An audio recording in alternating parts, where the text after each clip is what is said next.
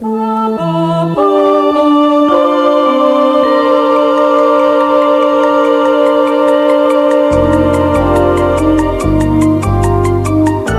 House Audiobooks presents Dragonlance Chronicles, Volume 1, Dragons of Autumn Twilight, by Margret, Weis, and Tracy Hickman. Read for you by Peter MacNicol.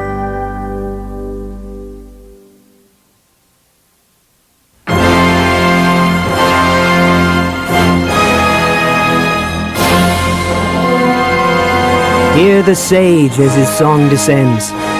Hear the high tale of the Dragonlance. In ages deep, past memory and word, when 3 moons rose from the lap of the forest, dragons, terrible and great, made war on this world of Kryn.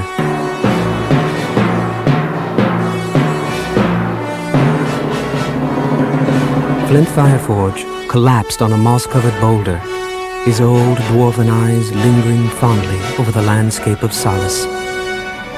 The Valenwood trees were ablaze in the season's brilliant reds and golds, and the azure sky was repeated in the waters of Crystal Mill Lake. As he rested, he pulled a block of wood from his pack and began whittling. Stupid quest, Flint grumbled to himself. Silliest thing I've ever done. After 148 years, I ought to have learned. A distant voice answered him. You'll never learn, dwarf.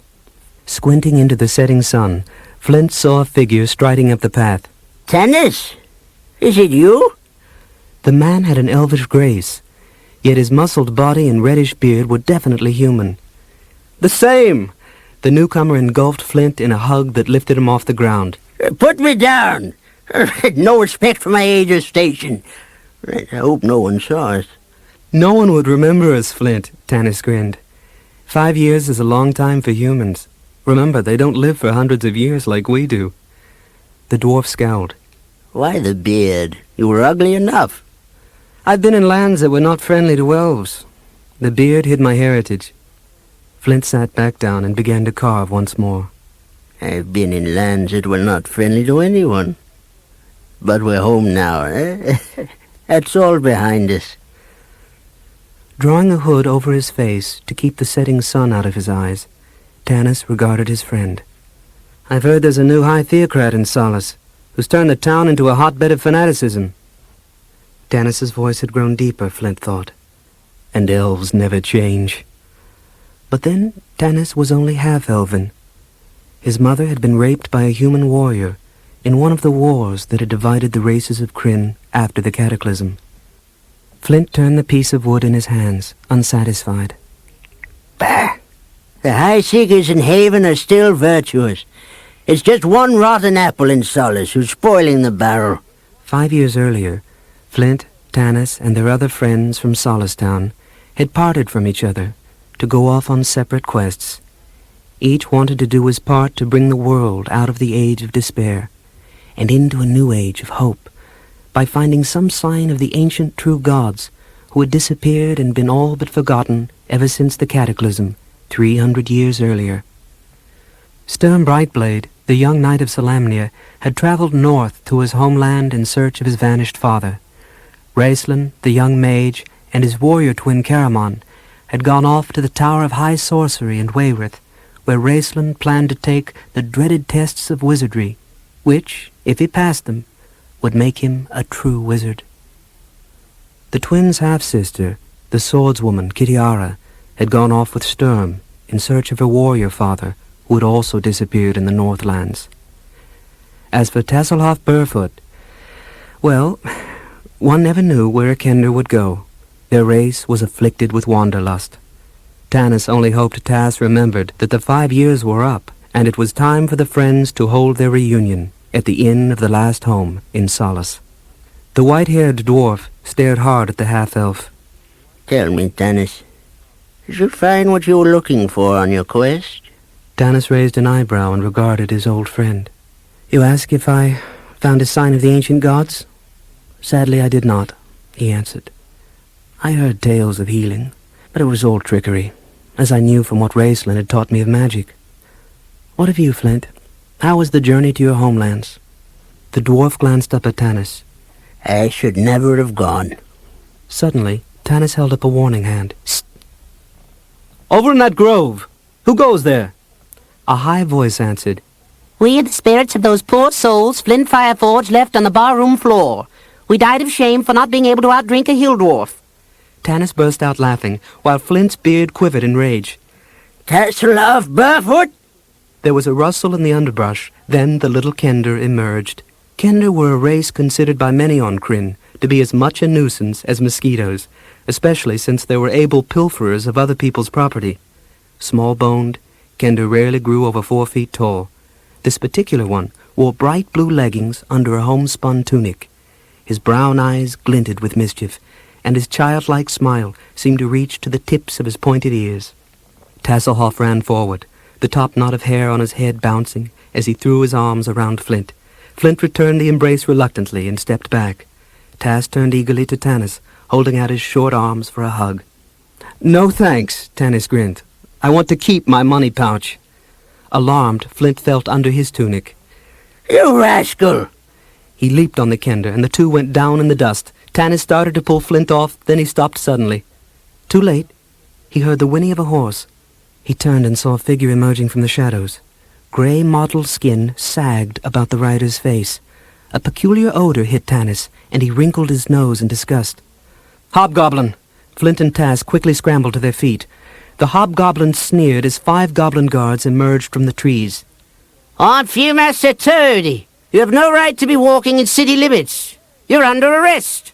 He leaned down and said to the goblin nearest him, Bring me the blue crystal staff if you find it. If they resist, kill them. With that, he galloped off. Flint reached for his battle-axe. Hobgoblins in solace? This theocrat has much to answer for.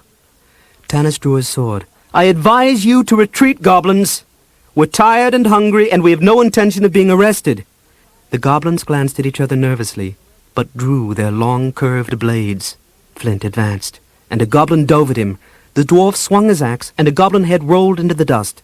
Tanis skillfully met the clumsy stab of another goblin. Their swords crossed, and Tanis shoved it backward. You slime work for the High Theocrat? The goblin gurgled with laughter, then ran wildly at Tanis. That fool Hedrick? Not on your life. Our Viewmaster works for that... Oh! The creature impaled itself on Tanis's sword. Tanis grimaced in disgust at the stinking body. Damn! I didn't want to kill it. Just find out who hired it. Another goblin sprang at Flint. Instantly, Tasselhoff whipped out a dagger and threw it. Thick black blood oozed from the goblin as it fell. There was a sound of flapping feet as the remaining goblins fled. Arching an eyebrow, Flint turned to Tanis and Tas. Well, are we going to stay near this stench all night? Let's get to the inn.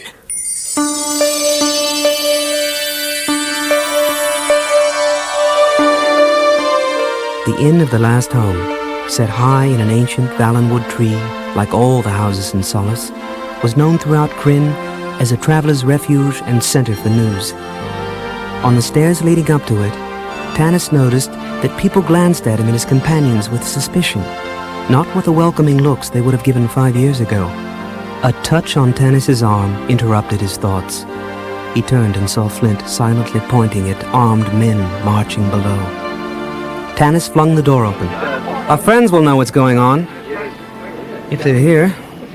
A wave of light, noise, heat, and the familiar smell of spicy potatoes hit them full in the face. Tasselhoff's quick eyes swept the crowd. There's Caramon, he cried, dashing across the room to the warrior. Wading through a sea of belt buckles, Flint followed. Caramon better look to his purse. Tanis walked behind him, smiling. If Caramon had come, then Raistlin would be here too. The twins were never far apart. Where's your brother, Caramon?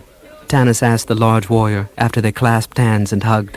Caramon nodded toward the end of the table, where a slight figure was huddled in the red robes that signified his neutrality in the struggle between good and evil. In the world of Krynn, the white-robed mages devoted their lives to good, the black-robed ones to evil. But the red robes were the mages of neutrality, who helped balance these two potent forces. I warn you, Tanis, Caramon murmured. He's changed. Raistlin looked up. Tanis, he said weakly. Tanis gazed at him in horror. Raceland's skin had turned a brassy metallic color. His once blue irises now glittered gold, and the round black pupils were now the shape of hourglasses. Raceland smiled. "I see my appearance startles you." His voice was a raspy whisper. Tanis swallowed hard. "In the name of the true gods, Raceland." Plopping down next to Tanis, Flint's eyes widened as he stared at the mage. Great Reorks, are you cursed? Raceland shook his head. "I passed the tests," he told them proudly. "Had I failed, I would have died. As it was, my health was the price." He coughed horribly, spitting up blood. "Imagine my pride, half-elf, and imagine the power I acquired when I passed the test. Though I traded in my bodily health to get it, I have power now. Deep, magical power. These hourglass pupils of mine, for instance, they see time as it affects all things.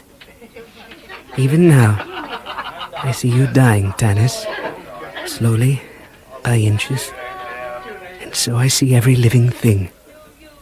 It's a heavy burden, Tanis, but I have power now, and I have the enchanted staff of Magius." Tanis looked down at the plain wooden staff in Raceland's hand. A ball of clear crystal, clutched in a golden dragon's claw, gleamed at the top. Flint licked his lips as if he would wash a bad taste out of his mouth. Let's have some ale here. A tall, red-haired girl appeared through the crowd, carrying a tray of mugs. Caramon grinned. Guess who this is? And I'll buy the round. Flint slammed his fist on the table. "You're buying, you big oaf. It's Tika Whalen." The pretty barmaid's green eyes twinkled with fun. "I was only 14 when you all left. By the way, Tanis." She reached in her pocket and drew forth a scroll. "This arrived for you today, under strange circumstances." Tanis unrolled the parchment and read it. "It's from Kitiara. She's not coming." There was a moment's silence. Then Flint shook his head. That's done it. The circle is broken. Bad luck. Bad luck.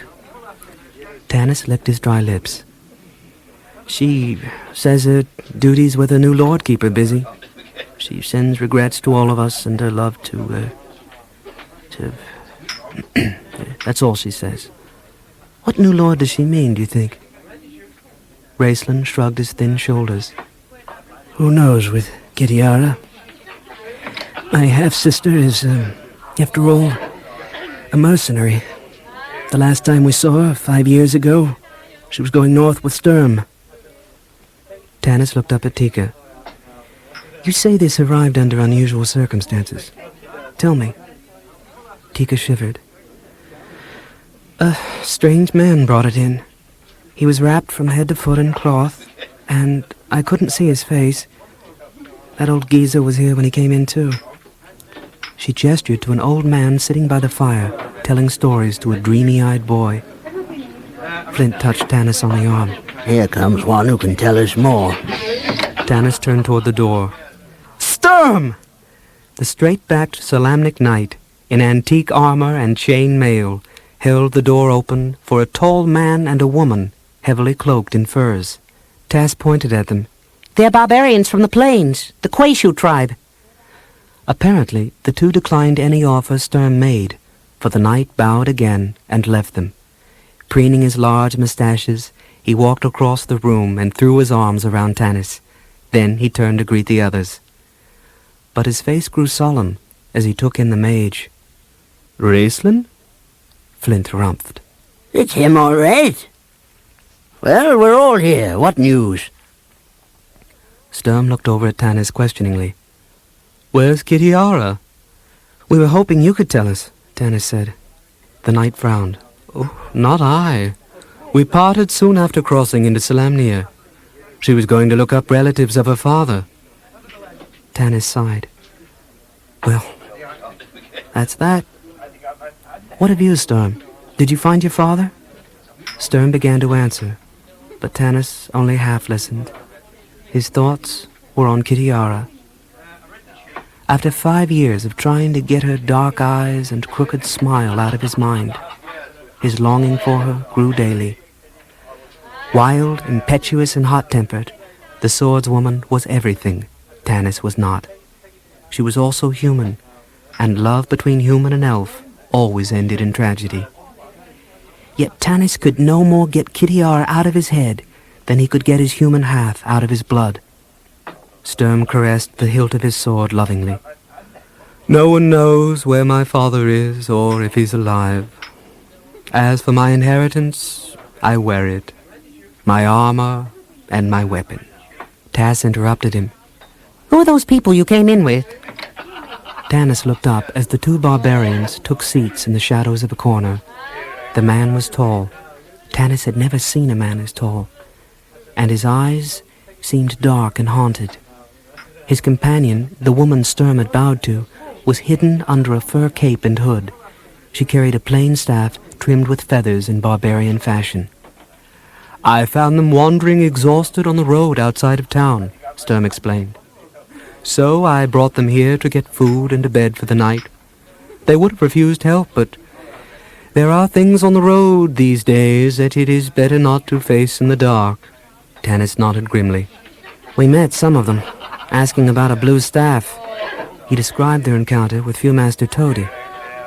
Sturm nodded. A seeker god questioned me about a blue staff outside. Blue crystal, wasn't it? Tanis stroked his beard thoughtfully.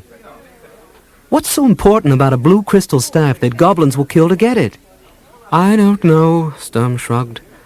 But there are rumors of worse to come. Rumors of armies gathering in the north. Armies of strange creatures. Not human.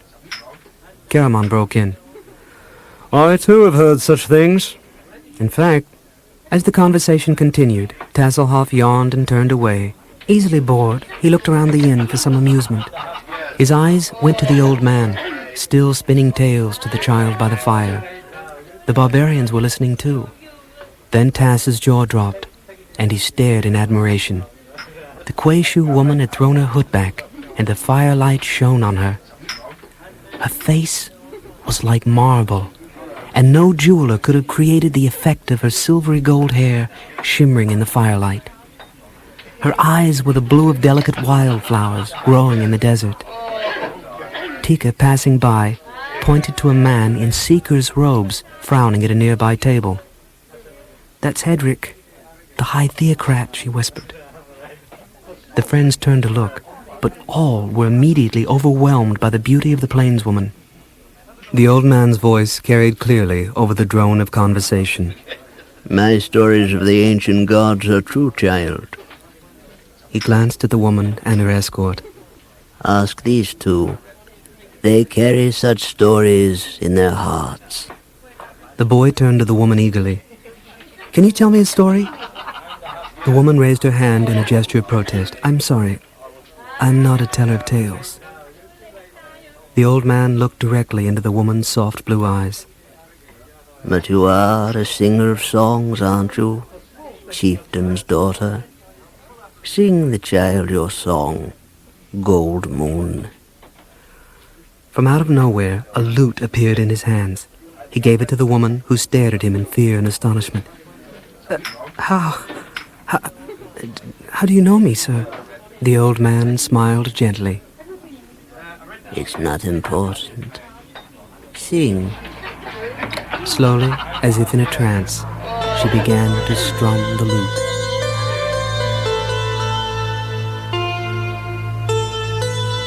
Gold Moon, the princess, loves a poor man's son. Her father forbids it. The summer sings on. The chieftain sends river wind east and away to search for the true gods. The sky's rim is gray. River wind comes back with a staff of blue flame.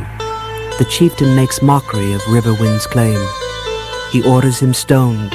He orders him banished. The girl joins her lover. The staff flares. They vanish. There was heavy silence in the room as her hand plucked the final chord. Taking a deep breath, she handed the lute back to the old man. "Thank you, my dear," he said, smiling and turning to the child. "And now for the story you asked for, little one. Once upon a time, there was a Solemnic knight called Humor, who worshipped the great god of good, Paladine." Paladine? The child was wide-eyed. I've never heard of a god named Paladine. "Paladine is one of the ancient gods, child," the man answered. "After the dark days of the Cataclysm, people stopped worshipping him. They blamed the destruction of the world on the gods instead of on themselves, as they should have done. Have you ever heard the Canticle of the Dragon?" Oh, yes, the boy sat up eagerly. Papa says dragons aren't real, but I want to see one someday. The old man's face grew sorrowful. "Be careful what you wish, my child. Anyway, once upon a time the great knight Humor was lost in the forest, and he prayed to Paladine for help. Suddenly there appeared before him a white stag. Hedrick, the high theocrat who'd had too much ale, rose to his feet. "Blasphemy! Corrupting our youth! Guards, arrest this man and this woman for singing lewd songs. I'll confiscate the witch's staff, too." Hedrick lurched across the floor and reached clumsily for the staff, but the woman held it fast. "No! It is mine!" Her tall companion rose to his feet and pushed the high theocrat, knocking him off balance. He tripped over his robes and fell head-first into the roaring fire. There was a whoosh, a flare, then the smell of burning flesh. The old man quickly grabbed the barbarian woman's staff and handed it to Tasselhoff. "Here, knock the theocrat down!" Tasselhoff swung the staff squarely at Hedrick's chest. The flames died instantly. Hedrick's robes were whole again, and undamaged. His skin was pink and healthy. The old man turned to the crowd and cried. "The staff, it healed him!" Tasselhoff's eyes went to the staff in his hands. It was made of blue crystal, and it was glowing with a bright blue light. The old man who had told the stories began shouting. "Arrest the Kenda! Arrest the barbarians! Arrest their friends! They came in with this knight!" He pointed at Sturm. Tanis leaped up. "What? Are you crazy, old man? Whose side are you on, anyway?" Hedrick staggered to his feet. "You will burn, witch! Guards!" Tika came running over to Tanis. "You've got to get out of here. The whole town's been hunting for that staff. Those hooded men told the theocrat they'd destroy Solace if they caught anyone hiding it." Tanis glared at the old man, who only grinned and winked mysteriously. Tika wrung her hands as shouts came from below. "The guards are coming! You'll have to go out through the kitchen." In an instant, Tanis, Caramon, Raceland, Flint, and Tasselhoff were all on the move. Years of being apart had not affected the friends' ability to react as a team to danger. Only Sturm sat, calmly drinking his ale. The knight's code of honor forbade him to run from danger. "Sturm!" Tanis cried, thinking fast. "There's a lady to protect." Sturm stood up at once. "The lady? Of course." He walked over to the beautiful barbarian. "Madam, your servant. Seems we're all in this together. We would be honored to accompany you and your gallant friend and guard your lives." Tika tugged on Tanis's arm. "Go! Hide at my house!" Tasselhoff was rooted to the floor, staring at the staff, which had faded back to a nondescript brown color. Tika grabbed Tas by his topknot and pulled him toward the kitchen. The Kender shrieked, dropping the staff. The barbarian woman swiftly picked it up. "We will go with you," she told Sturm. "Thank you." The rear exit was only a hole with a rope leading down to the ground. They all slid down, except for Raceland, who said a few words of magic and floated to the ground, to everyone's astonishment. His new powers certainly were impressive. Tanis went last, but he slipped on the rope and cut his hands badly. When they reached Tika's house in the trees, Tasselhoff, using one of his Kender skills, picked the lock with ease, and they all crowded inside. Tanis sat down and turned his eyes to the barbarian woman, whom the old man had called by the name of Gold Moon. According to her song, she was a chieftain's daughter of the Quayshu tribe of barbarians who lived on the eastern plains. Tanis stared at the woman's incredible blue eyes and silver gold hair. Then his eyes went to his own bleeding palms. "Blue crystal staff," he said to the woman. "It healed the theocrat." "How?" She faltered.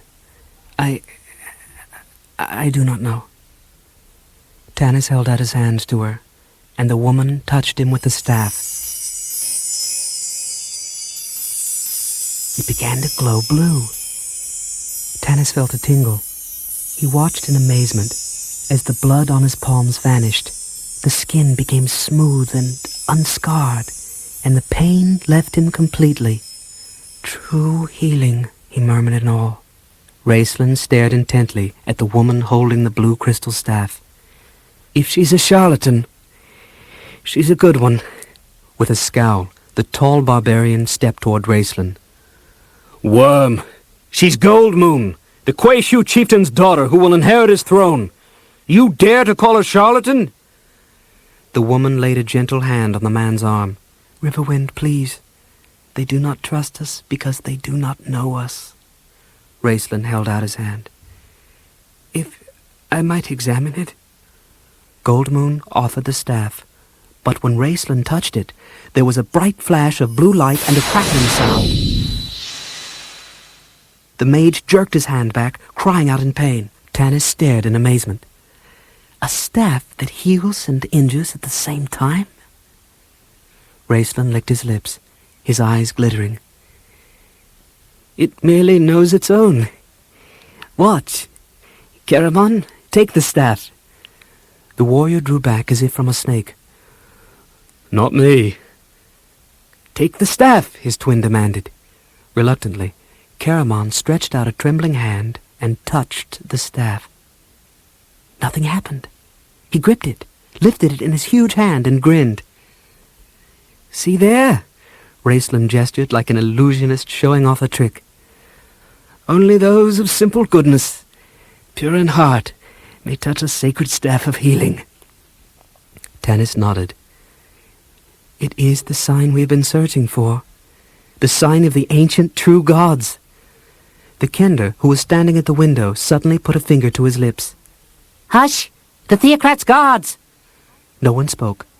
They could all hear goblin footsteps flapping on the bridge walks that ran among the branches of the Valenwood trees. Looking at the door, Tanis saw that it stood slightly open. The door! Caramon! But the warrior had already moved over to stand behind it, his giant hands flexing. The footsteps came to a stop. "The Seekers demand right of entry!" A goblin head appeared in the door. Its eyes focused on Raceland, sitting calmly, the staff of mages on his shoulder. "Oh ho! Look what we found! A staff! Hand it over!" The goblin took a step toward Raceland, who held out his staff. "Certainly," he whispered. "Shirak." The crystal ball flared into light. The goblins shrieked and shut their eyes, fumbling for their swords. At that moment, Caramon knocked their heads together with a sickening thud. The two goblins sank slowly to the floor where they lay motionless. Caramon stared down at them. "I'm afraid I've killed them," he said. Tanis was thinking fast. "We've got to get out of Solace. We'll escort Gold Moon and a friend to the crossroads, where they may continue toward Haven if they wish. Then, I think we should travel north to see if these rumors of armies are true." Sturm patted him on the arm. "Tanis, we follow you, as always." Caramon nodded, and Raceland was already heading for the door, while Tass hurriedly raided Tika's pantry for food. The kender tossed Flint a wineskin to carry. Tanis held the door open, and Gold Moon touched him gently on the arm. "We will come with you. Please accept our gratitude. You risked your lives for us, and we are strangers." Tanis clasped her hand. "I'm Tanis. Let me introduce you to my companions. The brothers are twins. The big one is named Caramon, the mage is Raceland, the knight is Sturm Brightblade, the dwarf Flint Fireforge carries the wine, and the kender Tasselhoff Burfoot is our clever locksmith. As friends, we have traveled together for many years, seeking to find new hope for this dismal world. You are Gold Moon, and he is Riverwind. There, we are strangers no longer.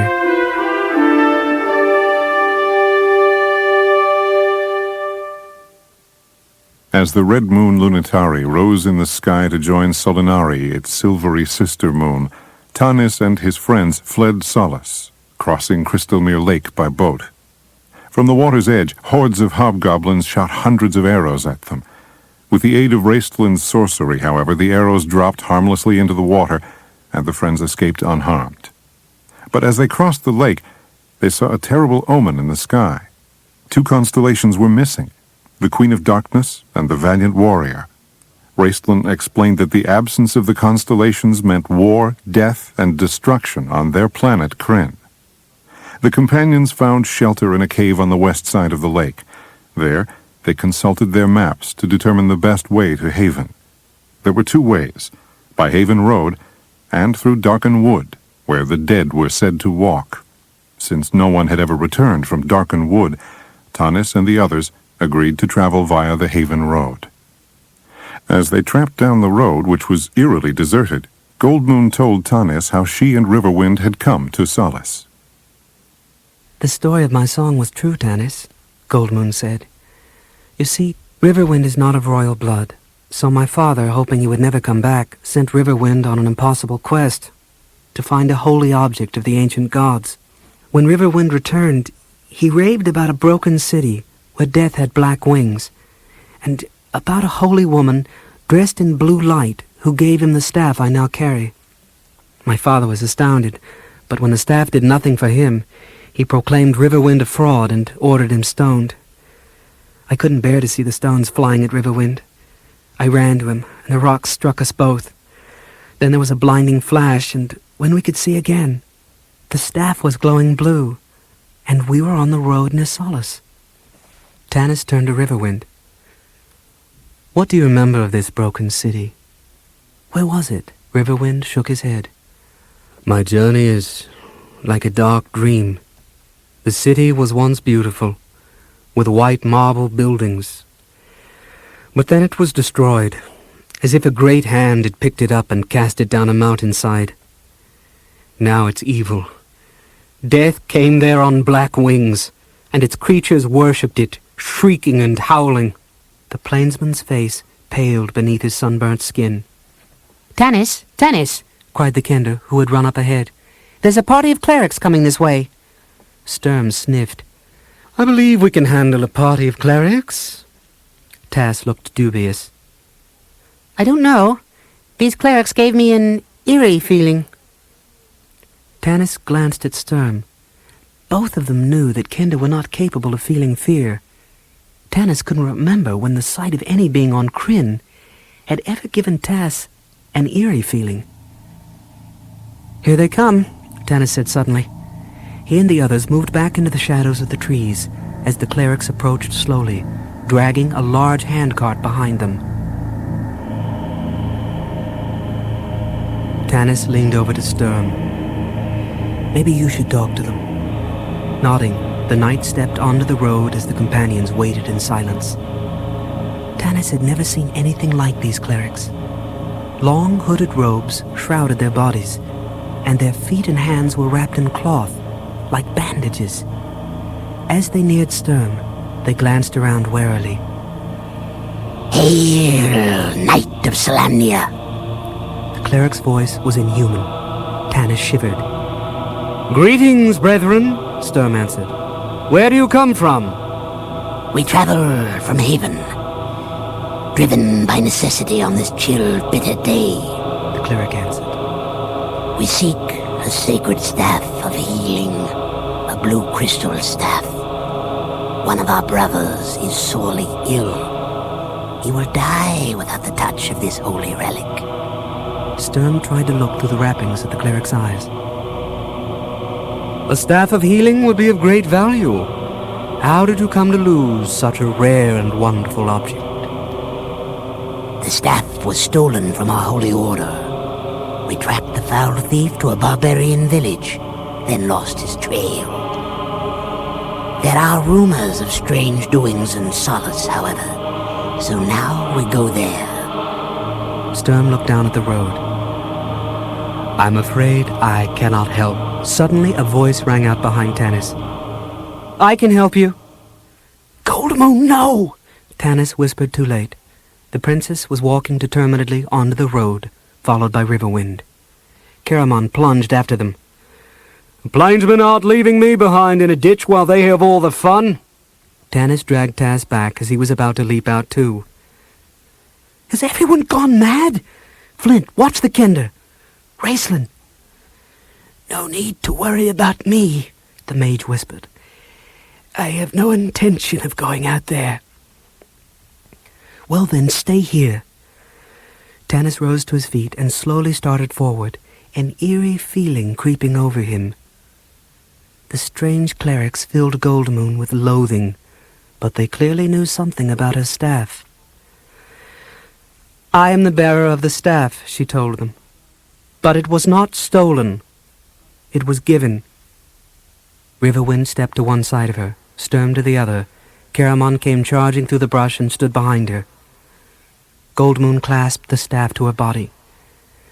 "I will do what I can to help your dying brother, but I will not relinquish the staff unless I am convinced of your rightful claim to it." Annoyed, the cleric glanced back at his fellows, who made nervous gestures toward their wide cloth belts. Tanis strung his bow and waited. The cleric finally bowed his head in submission, folding his hands in his sleeves. "We will be grateful for whatever aid you can give our poor brother. Then I hope you and your companions will return with us to Haven, to be convinced that the staff has come into your possession wrongly." Goldmoon and Riverwind followed the cleric to the back of the cart. Caramon and Storm remained near the front. The cleric, in back, bowed to Goldmoon, then lifted up a cloth covering the back of the cart. Holding the staff in front of her, Goldmoon peered in and screamed. The cleric lifted a horn to his lips and blew long, wailing notes. Tanis raised his bow. "Caramon! Sturm!" he shouted. "It's a trap!" A great weight dropping on him stopped the half-elf. Strong hands groped for his throat, shoving his face deep into the wet leaves and mud. Tanis fought to breathe, but his nose and mouth were filled with mud. Then he heard a hoarse cry and a bone-crunching thump. Wiping mud from his face, he looked up to see Flint with a log in his hand. But the dwarf's eyes were not on him. They were on the body at his feet. Tanis recoiled in horror. It wasn't a man. Leathery wings sprang from its scaly back, and its face looked as though some malevolent being had twisted a human face into that of a reptile. Raceland approached them.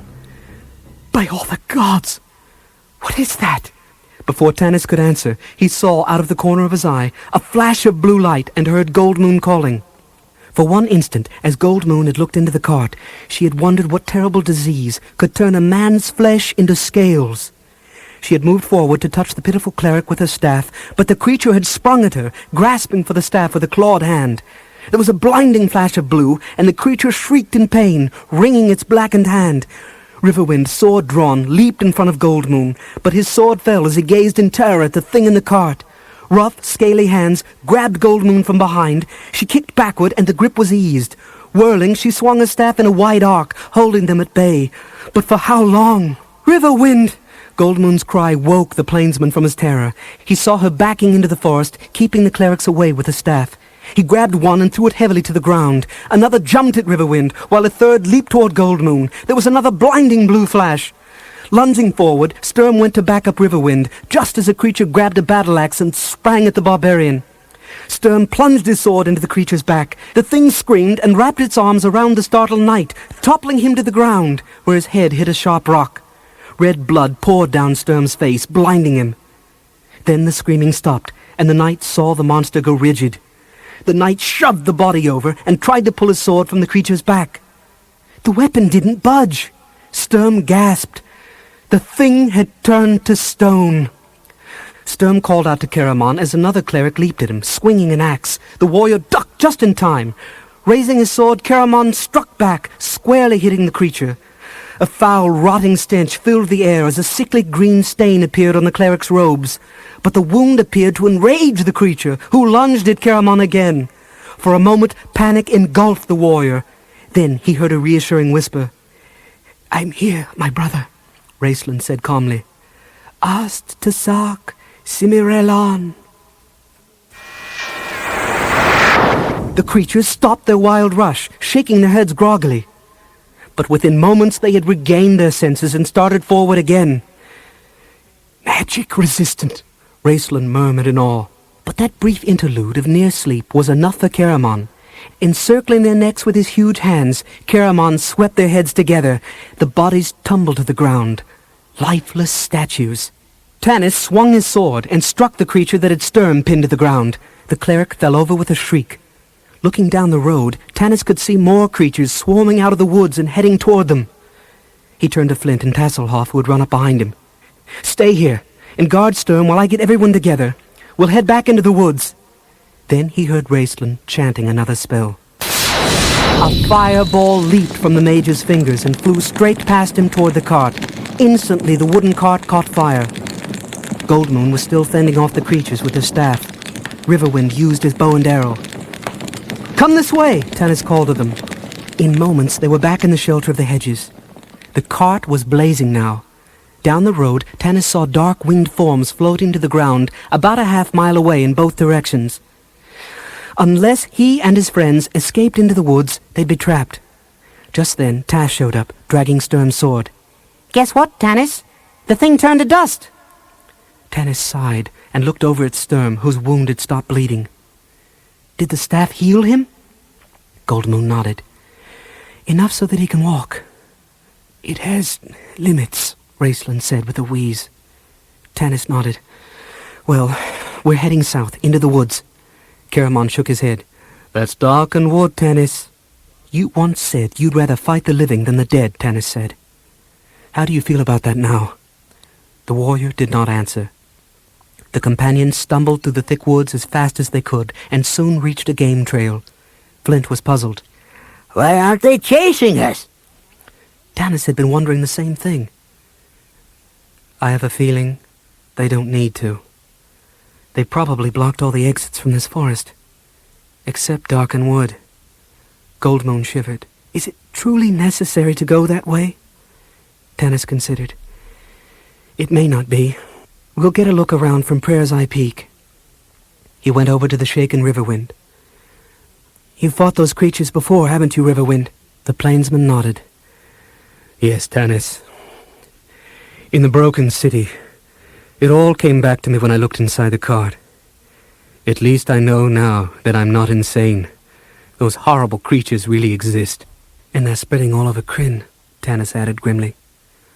Goldmoon laid her cheek on Riverwind's tunic sleeve, slipping her hand around his arm. Do you think they were telling the truth? That they had been to our village? Riverwind gently took her hand. Don't worry. Our warriors could deal with them. He turned to the others, a look of gratitude in his sad eyes.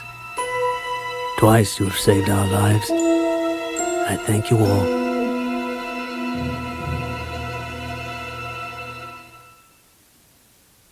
The companions, led by the vision of a white stag, which revealed itself to Storm, entered Darken Wood. There, at nightfall, the stag disappeared. The companions suddenly found themselves surrounded by skeletal warriors. These were the undead souls of knights who had failed in their lives' missions. They guarded the wood from all who entered with evil intentions.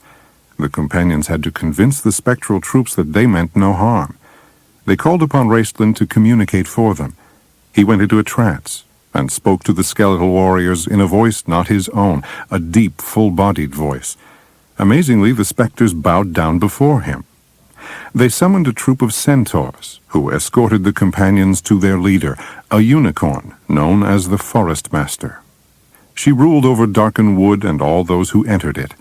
When the companions told the Forest Master of their mission and their flight from the lizard men, she welcomed them and prepared a feast for them. Caramon apologized before eating the tasty venison, realizing that the deer must have been one of the Forest Master's subjects. But the unicorn assured him that by providing sustenance, the deer fulfilled its purpose in life, and therefore was not to be mourned. The forest master then told the companions that she had seen in a vision a great and shining being who told her of the lizard men who were called Draconians. This being had also told her that the one bearing the blue crystal staff would come that night to Darken Wood. The forest master was to give the bearer a message. In 2 days, Gold Moon and her companions must be in the ancient city of Zaxarath. The city had been ruined during the cataclysm, when the gods hurled the fiery mountain down upon the city of Istar. The waters rushed in to fill the void. These waters, now called New Sea, also engulfed Zaxarath. But the companions were nevertheless to go there, and, according to the forest master's vision, if they proved worthy, they would receive the greatest gift ever given to man. This presented a problem. Zaxarath was too far to reach in just 2 days, but the forest master summoned a troop of Pegasi, and the flying horses immediately set off with the companions on their backs. Tanis and the others, exhausted from their travels, soon fell asleep, as the Pegasi flew them toward the East Wall Mountains, beyond which lay Zaxarath and their destiny. Tanis woke to find that he was lying in a grassy meadow. Beside him were their weapons, along with several days' worth of provisions. The leader of the Pegasi stood above him, staring off to the east. "I'm sorry," he explained. "There is trouble in the east. We can take you no farther. We must return home now." He spread his great wings. "Wait!" Tanis scrambled to his feet. "What trouble?" But the Pegasus was gone. The half-elf looked east. On the horizon rose the East Wall Mountains, gateway to Zaxarath. At the foot of the mountains, snaking up to meet the morning sun, were 3 columns of greasy black smoke. Tanis ran over and shook Riverwind. Seeing Tanis's dark expression, the barbarian was instantly awake. "What's this? We're in the plains? My village lies not far from here." "Oh!" He gave a ragged cry as he saw the smoke. "Our village is burning!" Gold Moon jerked awake, following his horrified stare. "My people! My father!" Flint, Tass, Caramon, and Sturm awoke, and Tanis explained quickly where they were. Gold Moon stared at them, her eyes cold and blue as the morning sky. Then she started determinedly through the tall grass toward the smoke rising from her village, and the others fell in behind her. Though Tanis had lived through much that was horrible in his life, the ravaged town of Quayshu would always stand out in his memory as a symbol of the horrors of war. The companions found great stone walls, huge temples, and spacious buildings there, all melted like butter on a hot day. Blackened bodies lay everywhere. Gazing at it, Tanis could only ask himself what fire existed on Krynn that could melt rock. In front of a temple, a row of hobgoblin corpses were hung on chains from a crude gibbet. A sign below them said, "Obey me, or die." It was signed Verminard. Verminard. The name meant nothing to Tanis. Later, he would remember Gold Moon standing in the ruins of her father's house, trying to put back together the pieces of a broken vase. Later, he recalled a dog curled around the body of a dead child. Later, he remembered Riverwind staring listlessly at his burned and blasted village, and Sturm moving his lips in a silent vow. He remembered the sorrow-lined face of the dwarf as he patted Tasselhoff on the back, trying to comfort the little Kender. He remembered the mage's voice saying, "Tanis, we must reach Zaxarath. Then we'll have our revenge." And so they left Quayshu. They traveled far into the night, each pushing his body to the point of exhaustion, so that when they slept, there would be no evil dreams. But the dreams came anyway. The next day, their thoughts were still on the ruined barbarian village as they crossed the East Wall Mountains. Raceland stared at the blue crystal staff. How precious the staff has become, now that it has been purchased by the blood of innocents. They had only 2 days to get to Zaxarath if they were to receive the precious gift she told them of. They traveled a few miles on the old broken road, but then it turned spongy and dumped them literally into a swamp. Tanis gestured at the murky water. "We can't walk through this. We'll have to turn back." The blood seemed to leave Riverwind's face. "We can get through. I know a path. It leads to a broken city of evil. Raceland's hourglass eyes glittered. That's off. It makes sense, Tanis said. Where else would we go to find answers about the staff, except to where it was given you? Weary and discouraged, the companions soon found themselves wading through the muck again. They stopped to warm up by drinking some wine. When they started off again, a drunken Flint and Tasselhoff ventured far ahead of the others. The drunken pair soon came to a body of water with an enormous tree lying across it. They began to cross, but soon found themselves facing magic-using draconians. Flint tumbled into the water. Tasselhoff fished him out and ran to alert the others. His warning came too late, though. The draconians had already plunged the area into a magical darkness. Suddenly, the companions were covered in a gooey substance, and an unnatural sleep overcame them. Tasselhoff and Flint watched helplessly as their unconscious friends were carried off by the draconians. Keeping to the reeds, the Kender and the dwarf followed, unseen. When night fell, they crept up on the draconian camp. The enemy was in the middle of a huge celebration.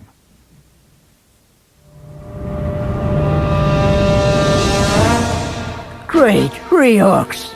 A dragon! Flint pointed a shaking finger. He and the Kender watched in amazed horror as the draconians danced and prostrated themselves before a giant black dragon. Goldmoon's staff lay on the ground before it. Flint, there's something strange about that dragon, Tass whispered. I thought dragons were more lively, you know. Flint snorted. You want to see lively? Go tickle its foot! Before the dwarf could say a word, Tasselhoff crept out of the brush. Flint felt like tearing his beard in frustration, but under the circumstances, he could do nothing but follow. Tanis opened his eyes. It was night. He tried to speak, but was forced to pull off bits of the sticky substance that still clung to his face and mouth like cobwebs. "Is everyone here?" he said when he could talk. "Anyone hurt?" Sturm helped him to his feet. "We're in a draconian camp. Tass and Flint are missing and Raceland's hurt. Poisoned dart." They were in a bamboo cage near the campfire, where hundreds of draconians were milling about. What was it?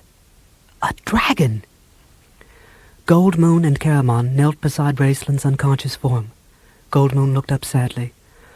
"Oh, if we had the staff!" Tanis saw it, lying on a blanket in front of the dragon.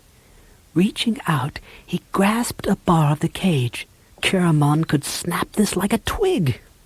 Sturm cleared his throat. "Of course, then there are the draconians and the dragon to think of." Tanis rattled the bars, and 2 draconian guards came over, their swords raised. "One of our party is injured," he told them. "We ask that you give him an antidote to the poison dart." The guards gurgled with laughter. Yes, the poison acts swiftly. But we can't have a magic user around.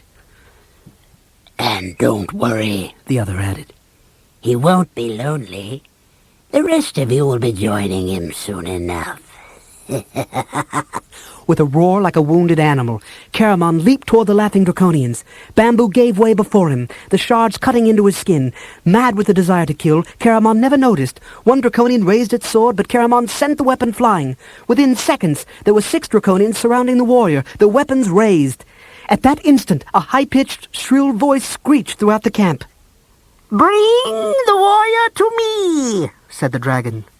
Tanis felt the hair rise on his neck as a robed draconian motioned with a clawed hand. Do as the dragon says. They dragged Caramon over to the dragon, his back to the blazing fire. Near him lay the blue crystal staff, Raceland's staff, their weapons, and their packs. Caramon raised his head to confront the monster. "My brother is dying. Do what you will to me. I ask only one thing. Give me a sword so that I can die fighting." The dragon laughed shrilly, and a few of the draconians joined it, gurgling and croaking horribly.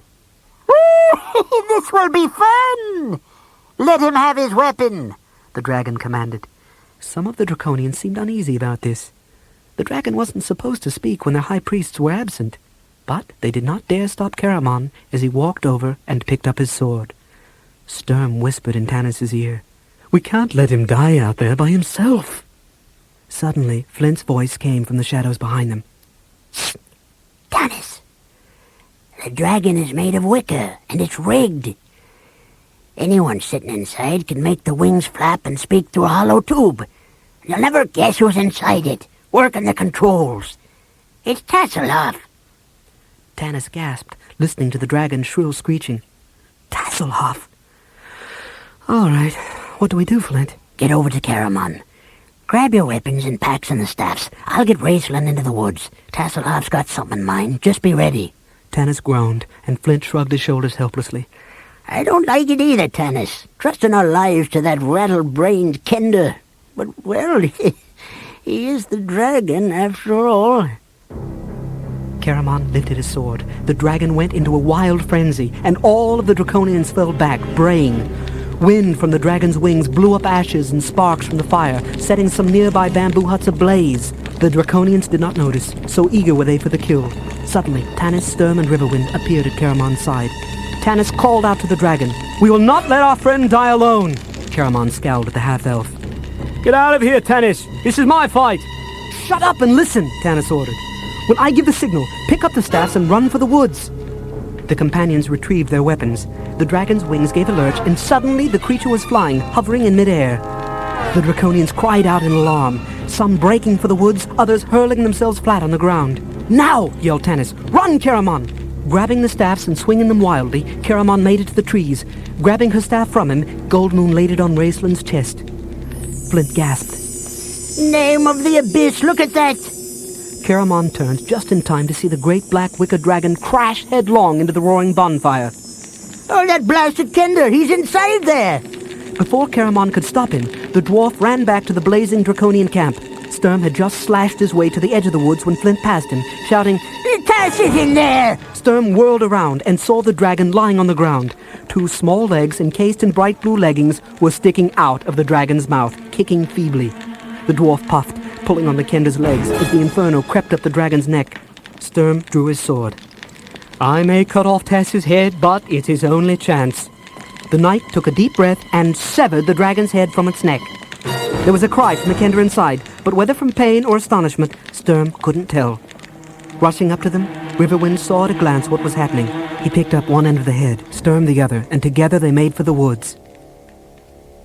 Later, when they were all together, Caramon grabbed the dragon's eye sockets and ripped the head apart. Tanis jerked the Kender free. "Are you all right, Tass?" Climbing out of the dragon's head and touching his top knot gingerly to make sure it was still intact, Tass breathed a sigh of relief and giggled. "Tanis, it was wonderful, flying like that, and the look on Caramon's face." The story will have to wait," Tanis said firmly. "We've got to get out of here." Smoke from the burning Draconian camp hung over the black swamplands, shielding the companions from the eyes of the strange, evil creatures. The trees began to creak and groan, their branches bending as a sharp wind sprang up from the north. "Storm clouds!" Raceland fought to speak through the smog. "Hurry! We must reach Zaxxarath before the moon sets!" Everyone looked up. A gathering darkness was moving out of the north, swallowing up the stars. Tanis could feel the same sense of urgency that was driving the mage. Without a word, they stumbled forward, and Riverwind led them down a trail which ended in another swampy morass. "We do not have to wait again," he said. There, amidst other ruins protruding from the dank ground, lay a fallen obelisk, forming a bridge to the other bank of the swamp. On it was some form of writing. Raceland studied the spidery runes intently. "It dates from before the cataclysm. The runes say, the great city of Zaxxarath, whose beauty surrounds you, speaks to the good of its people and their generous deeds."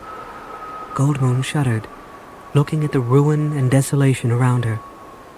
They crossed the obelisk into a thick jungle. Riverwind bent down to study the trail. "Draconians. The tracks of many clawed feet, and they lead straight to the city." Tanis looked up at the plainsman. "Is this the broken city, where you were given the staff?" Riverwind nodded. "Where death had black wings," he said. He led them down the trail, which soon changed to cobblestones. "A street!" Tasselhoff called out brightly. Flint stared around in disgust. What a mess. If the greatest gift ever given to man is here, it must be well hidden. Tanis agreed. He had never seen a more dismal place. the street took them into an open paved courtyard, to the east of which a circular stone wall rose about 4 feet above the ground. Caramon went over to inspect it. "It's a well," he announced. "Well, deep at that. Well, it smells bad, too." North of the well stood what appeared to be the only building to have escaped the cataclysm. It was finely constructed of pure white stone. "The temple of the ancient gods," Raceland said, more to himself than the others. "How beautiful!" Goldmoon walked toward the temple, strangely fascinated, her staff clutched tightly in her hand. Mounting the steps, she entered the temple and disappeared from view as the doors closed behind her. The others, unaware of Goldmoon's absence, searched the grounds, finding nothing. Flint sat down on a broken column and turned to Raceland. "Well, mage, what now, eh?" Raceland's lips parted, but before he could reply, Tass yelled, "Draconian!" Everyone spun around, weapons ready. A Draconian was glaring at them from the edge of the well. Tanis called out, "Kill it! It will alert others!" But before anyone could reach it, the Draconian flew into the well. Raceland peered over the edge. He tried to cast a spell, then stopped. "I can't concentrate. Must sleep," Tanis agreed. "We've got to rest." Raceland huddled in his cloak and stared around. "Can't you feel it? Evil, about to waken and come forth." Silence fell. Then Tasselhoff climbed up on the stone wall and peered down. "Look! The Draconian is floating down, just like a leaf. His wings don't flap." Behind the kender, Tanis was staring at the well, his hands clenching nervously. Everything was too still. Then suddenly the ground trembled and a blast of cold air burst from the well. The wind swept dirt and leaves into the air, stinging their eyes and faces. Tanis tried to yell, but he choked on the foul stench. A high-pitched shriek rose from the depths of the well. Tanis was too stunned to move. Sturm dashed across the courtyard, scooped up the kender, and continued on to the trees. Caramon ran to his exhausted twin, caught him up, and headed for cover. Some monstrous evil was coming up out of the well. Riverwind stood frozen, fighting the fear that was growing within him. He couldn't find Goldmoon. He looked around wildly, struggling to keep his balance as the ground shook beneath him. Then the horror burst from the well. Riverwind closed his eyes and saw no more. This was no wicker replica. It was a living, breathing dragon. Sleek and black, the dragon rose, her glistening wings folded at her sides, her scales gleaming. Her eyes glowed red-black, the color of molten rock. Clear of the well's confines, she spread her wings, blotting out stars, obliterating moonlight. Fear, such as Tanis had never imagined, shriveled his stomach. He could only stare in horror and awe at the creature's deadly beauty. Then the dragon spoke. One word, she said, a word in the language of magic. And a thick, terrible darkness fell from the sky, blinding them all. Tanis pressed his body close against the crumbled well and covered his head with his arms as he heard the shrieking of wind. The dragon was attacking. She could not see through the darkness she had cast, but the dragon, whose name was Cassette, knew that the intruders were still in the courtyard below. Her master, Lord Verminard, wanted the staff they carried, wanted it kept safe with her. Cassette had waited before casting her darkness spell, studying the intruders carefully, searching for the staff. It was nowhere to be seen. Unaware that already it had passed beyond her sight, she was pleased. She had only to destroy. Knowing the intruders would be paralyzed by dragon fear, Cassette was certain she could kill them all with one breath. She opened her fanged mouth.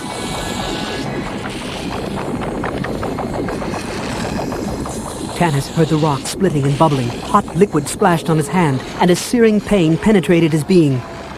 Then he heard Riverwind's deep-voiced scream dying into a moan. Tanis felt the rush of a large body swoosh past him as the dragon sank back into the well, returning to its lair. Finally, there was silence.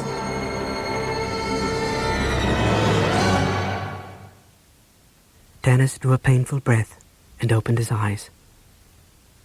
The darkness was gone. The stars shone. The moons glowed in the sky. Tanis ran toward the dark form lying in the courtyard, taking one look at Riverwind's body. He choked and turned away. What remained of the plainsman no longer resembled anything human. The man's flesh had been seared from his body, and the bone was clearly visible. His eyes ran like jelly down what remained of his cheeks. But most horrible, the flesh on his torso had been burned away, leaving the pulsing organs exposed. Tanis sank down and vomited. He had seen men die by sword. He had seen them hacked to pieces. But this... never. Sturm and Caramon came up behind him. Sturm shook his head. May the true gods have mercy. Tanis, he's still alive. I saw his hand move. Tanis squeezed his eyes shut. End it. End it, Sturm. The knight raised his blade and began to recite the ancient Solamnic death chant. Moonlight flashed on the sword blade. Then a clear voice spoke. Stop! Bring him to me. Goldmoon stood on the steps of the temple, beckoning. Both Tanis and Caramon sprang up to stand in front of the man's tortured body, knowing that Goldmoon must be spared this hideous sight. Suddenly, Tanis felt the cold hand of the mage grip his arm. Carry him to her, Raistlin whispered. It is not for us to choose death for this man. That is for the gods. Goldmoon's face was glowing, uplifted. Come inside the temple, my friends. Come and bring Riverwind to me. Goldmoon had not heard the dragon, for the doors of the temple had shut behind her at the precise moment the dragon burst from the well. In the darkness, a pale light shone. Under a dome in the center of the room stood a marble statue of singular grace. The light emanated from this statue of a woman. A strange amulet hung around her neck. Goldmoon stood in front of the statue, marveling at its beauty. But it seemed unfinished, incomplete. The marble woman's hands were curved, as if holding a long, slender pole, but the hands were empty. Without thought, with only the need to complete such beauty, Goldmoon slid her staff into the marble hands. It began to gleam with a soft blue light, which grew into a blinding radiance. Goldmoon shielded her eyes and fell to her knees. A great and loving power filled her heart. You come seeking the truth, and you shall receive it, a gentle voice spoke. Dragons, once banished, again walk the land. To gain the power to defeat them, you will need the truth of the gods. This is the greatest gift of which you are told. Below this temple in the ruins rest the gleaming platinum discs of Mishakal. Inscribed on these discs is all knowledge of the ancient true gods. Find the discs, and you can call upon my power, for I am Mishakal, the goddess of healing. The ancient dragon Kisanth guards the discs for the dragon high lord Verminard. Kisanth's lair is in the ruined city of Zaxaroth below us.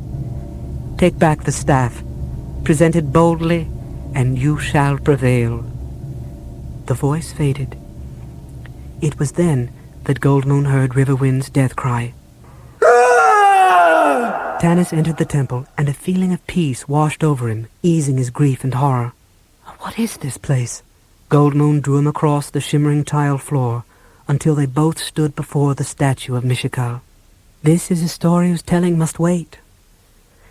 As Tanis stood in wonder, Caramon and Sturm entered, bearing the body of Riverwind. Flint and Tasselhoff stood on either side of the litter. Remove the blanket, Goldmoon commanded. She gave a strangled gasp, then drew a deep breath, took the blue crystal staff from the goddess's hands, and laid it on Riverwind's body.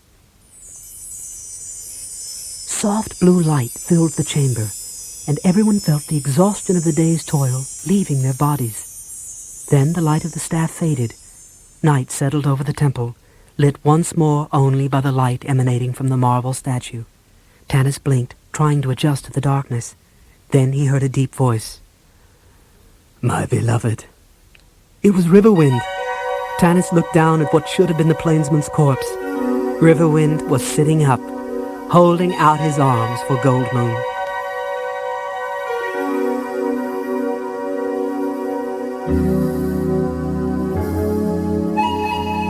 The next morning, Goldmoon showed them steps at the rear of the temple. I believe they lead to the ruined city, she told her friends. The goddess Mishakal spoke to me last night. She said that I must find the discs of Mishakal, which lie in the city below us in the dragon's lair. We must retrieve them if we are to receive the great gift the forest master told us of. Tanis walked over to the spiraling staircase. The steps were broken and covered with rotting plants and fungus. The half-elf licked his lips. "Can you guide us through this place, Raistlin?" Raistlin gazed at the stairway. "As I told you in Darken Wood, I know only the legends which I heard from the wizards in the Tower of High Sorcery. During the Cataclysm, when the fiery mountain struck Kryn, Zaxxarath was cast down the side of a cliff. I recognize this staircase because it is still intact. As for beyond, who knows? I do remember that the stairs lead to the Hall of the Ancestors, the city's royal burial chamber. But come, we must go quickly. By tomorrow it will be too late." "Bah!" Sturm frowned.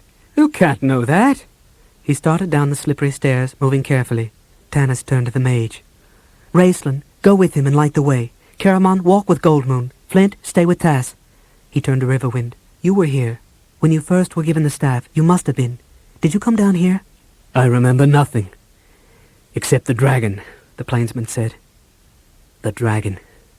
How feeble the small group seemed against a monster who had sprung full-grown from Kryn's darkest legends. Chrysanth was angry. The Draconian had brought her disturbing news. It was impossible that any of the strangers could have survived her attack at the well.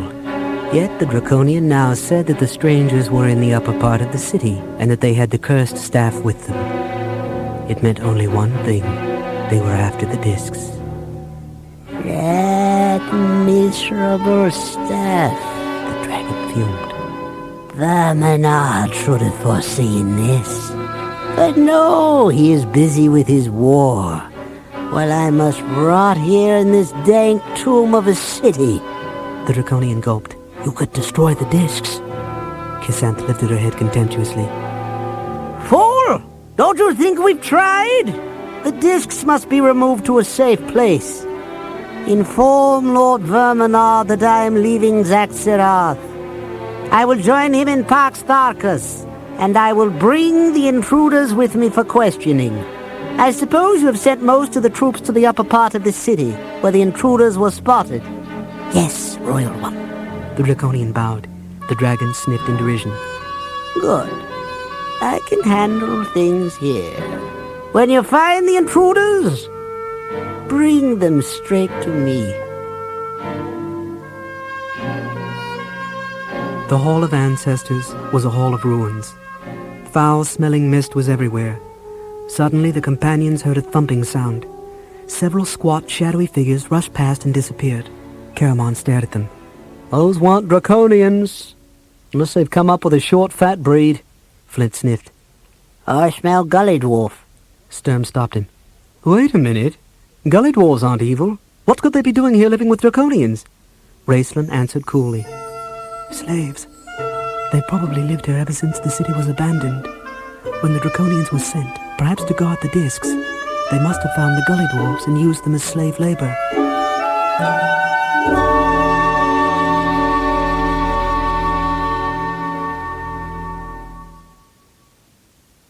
The Gully Dwarves were a race who lived in filth and squalor in places abandoned by most other living creatures. They were small and squat and black with filth, since they never bathed. Despite their wretched appearance, however, they generally led a cheerful existence. Tanis saw in the Gully Dwarves a great opportunity, since nearly every slave is eager to betray its master.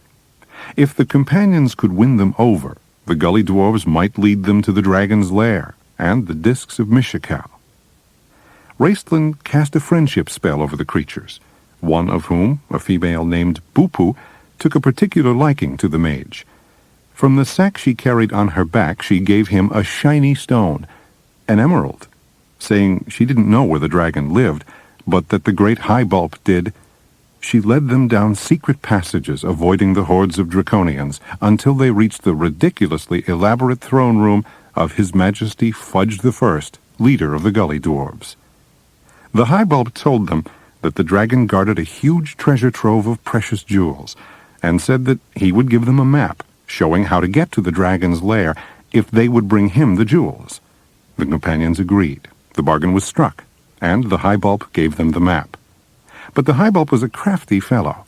Deciding to play it safe, he sent word to the dragon that the human intruders were on their way. The companions soon discovered the map, having been made by gully dwarves, was useless. But Raistlin correctly guessed from the emerald she'd given him that Bupu herself knew where the dragon's lair was. Bupu was forced to admit it was true.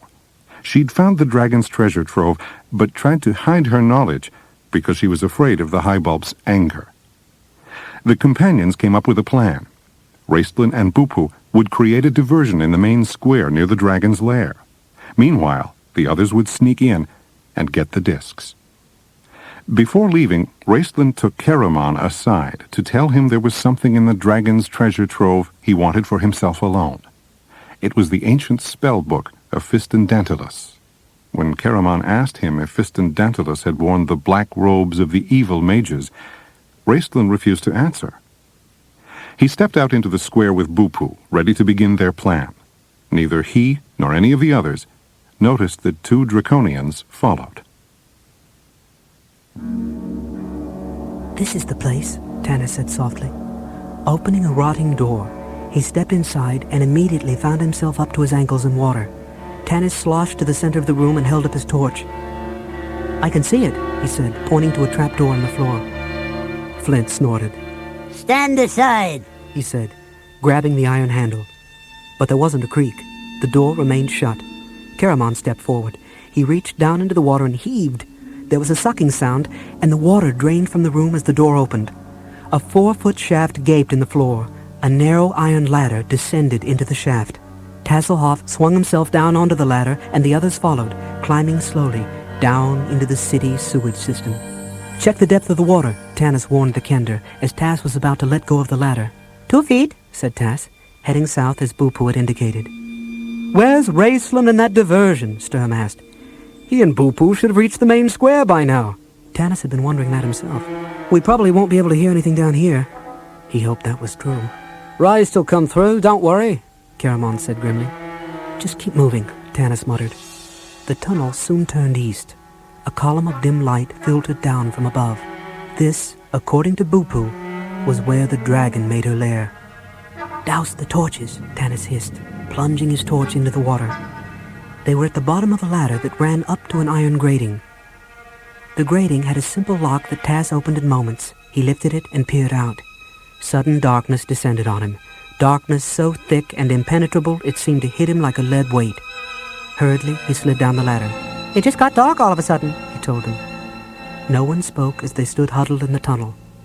The dragon was up there, waiting for them. Despair, blacker than the darkness, blinded Tanis. Could the mage have betrayed them? No, damn it! Raistlin was distant, unlikable, yes, but he was loyal to them. Tanis would swear it. Tanis, the half-elf, felt a firm grasp on his arm and recognized Sturm's deep voice. "I know what you're thinking, but this is our only chance to get the discs." "We're going," Tanis agreed. The knight was already shoving past him eagerly, his sword clanking. Sturm carefully lifted the grating and shoved it aside. Turning, he bent down to help Caramon, who was having trouble squeezing his body and his clanking arsenal through the shaft. "In the name of Istar, be quiet," Sturm hissed. "I'm trying." Caramon climbed over the edge. Sturm gave his hand to Goldmoon. "We've got to have light," he said. Light? Replied a voice as cold and dark as winter midnight. Yes. Let us have light. The darkness fled instantly. The companions saw they were in a huge domed chamber with a large altar in the center. On the floor surrounding the altar were masses of jewels, coins, and other treasures of the dead city. A black dragon perched on top of the pedestal. Feeling betrayed? The dragon asked casually. "Where is Raistlin?" Sturm cried fiercely. The dragon snaked her great neck down and stared at them with gleaming red eyes. Then slowly and delicately she lifted one clawed foot. Lying beneath it was Raistlin. "Raist!" Caramon roared and lunged for the altar. Stop, fool! The dragon hissed. Raistlin made a weak gesture and Caramon halted. Move one step closer and I will impale this human with my claw. Tanis could see the mage's hands clench and unclench, and he knew Raistlin was preparing one final spell. It could be his last. but it might give the rest of them a chance to reach the discs and get out alive. Tanis edged towards Riverwind. Lady of Quayshaw, The dragon said to Goldmoon. I see you hold the blue crystal staff. Bring it to me. Tanis hissed one word to Goldmoon. Stall. Obey me, ordered the dragon, lowering her head menacingly. Obey me or the mage dies, and after him, the rest, one by one. Goldmoon bowed her head in submission. She turned to Tanis and clasped the half-elf in a loving embrace. Farewell, my friend, she said loudly. Her voice dropped to a whisper. Stay with Riverwind, Tanis. Do not let him try to stop me.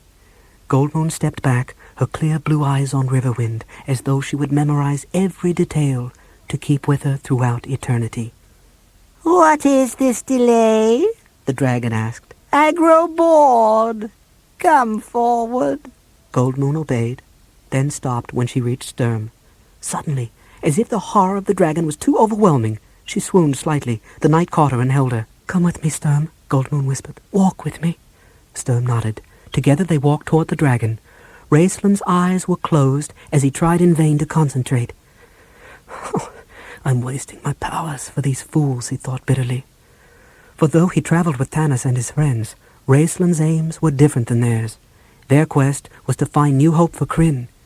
His quest was for power, personal power. It is not for them that you make this sacrifice, a familiar voice told him. He couldn't remember whose it was, only that it spoke to him in moments of great stress. Raceland drew a deep breath and relaxed, the spell coming easily to mind. Astol, Arak, Then another voice broke his concentration, Goldmoon's voice. He looked at her as the words in her mind touched his mind. Raceland understood. She was telling him she had been chosen. She was the one who was going to make the sacrifice. But why had Riverwind allowed her to approach the dragon? Raceland glanced at the plainsman and saw Tanis talking to him. Tanis seemed to be consoling Riverwind. Raceland flicked his eyes back to Goldmoon. Goldmoon stood before the dragon now, her face pale with resolve. Lay the staff down, the dragon commanded her. Overcome with dragon fear, Goldmoon did not move. Sturm next to her searched the treasure trove with his eyes, looking for the discs of Mishakal. What will you give us in return for the miraculous staff? Goldmoon asked. The dragon laughed, shrill, ugly laughter. What will I give you? Nothing. Nothing at all. The dragon playfully dug her claw into Raceland's flesh, then held the claw high enough so that they could all see the blood drip from it. Give me the staff now, and your friends will be spared. Force me to take it, and they will die. The mage, first of all. Goldmoon, her spirit seemingly broken, slumped in defeat. Sturm moved close to her, appearing to console her. I have found the discs, he whispered. She looked up, and Sturm smiled. Goldmoon raised the blue crystal staff. We do not choose to surrender, she shouted. Before the startled dragon could react, Goldmoon swung her staff one last time, striking the clawed foot poised above Raceland. The staff shattered. A burst of pure, radiant blue light beamed from it, engulfing the dragon. Kissant, mortally wounded, screamed in rage. She lashed out, fighting to escape the burning blue flame. Goldmoon fell to her knees, still clutching the broken staff. She heard the dragon shrieking and roaring above her. Then she could only hear the ringing of the staff and feel the horrible pain that engulfed her. Sturm saw the blue light slowly destroy the dragon, then it spread along the staff to Goldmoon. He took a step toward her, thinking to wrench the splintered staff from her hand and drag her clear of the deadly blue flame. But even as Sturm approached, he knew he could not save Goldmoon. Half blinded, the knight realized that it would take all his strength and courage to retrieve the discs. He tore his gaze from Goldmoon, whose face was twisted in agony, and staggered toward the treasure pile. Reaching down, he lifted up the discs, hundreds of them, made of polished platinum, bound together with a ring at the top. They were all engraved with writing and were amazingly light. Then a bloody hand encircled Storm's wrist. Help me! Grasping Raceland's hand, Sturm pulled the mage to his feet. Raceland staggered over to Caramon. Help me find the spell book, he hissed, clutching the wound in his stomach. Suddenly, a huge chunk of masonry crashed to the floor in front of the knight. The chamber ceiling was collapsing. The earth was vibrating, shaking. It was an earthquake. The dragon died, consumed by the blue flame. Chrysanth had vanished, leaving behind nothing but a pile of smoldering ash. To their horror, the companions saw Goldmoon consumed as well. Nothing was left of her, not even her bones. But there was no time to grieve. Sturm looked up in alarm. "The city is collapsing!" Tanis grabbed Raceland's robes and dragged the mage away from the pile of treasure, where he was maniacally searching for the precious spellbook. "Stop looting and get that gully dwarf of yours to show us the way out!" "Very well," the mage snarled. He lifted his staff from the altar. "Poo-poo, show us the way," he commanded the gully dwarf, who emerged from the shadows. Tanis flung his arm over his face as more stone fell. He found Riverwind sobbing, moaning on the ground where Goldmoon had been, Flint and Tasselhoff trying to get him to his feet. "Follow the others," he told the dwarf and the kender. "I'll talk to him."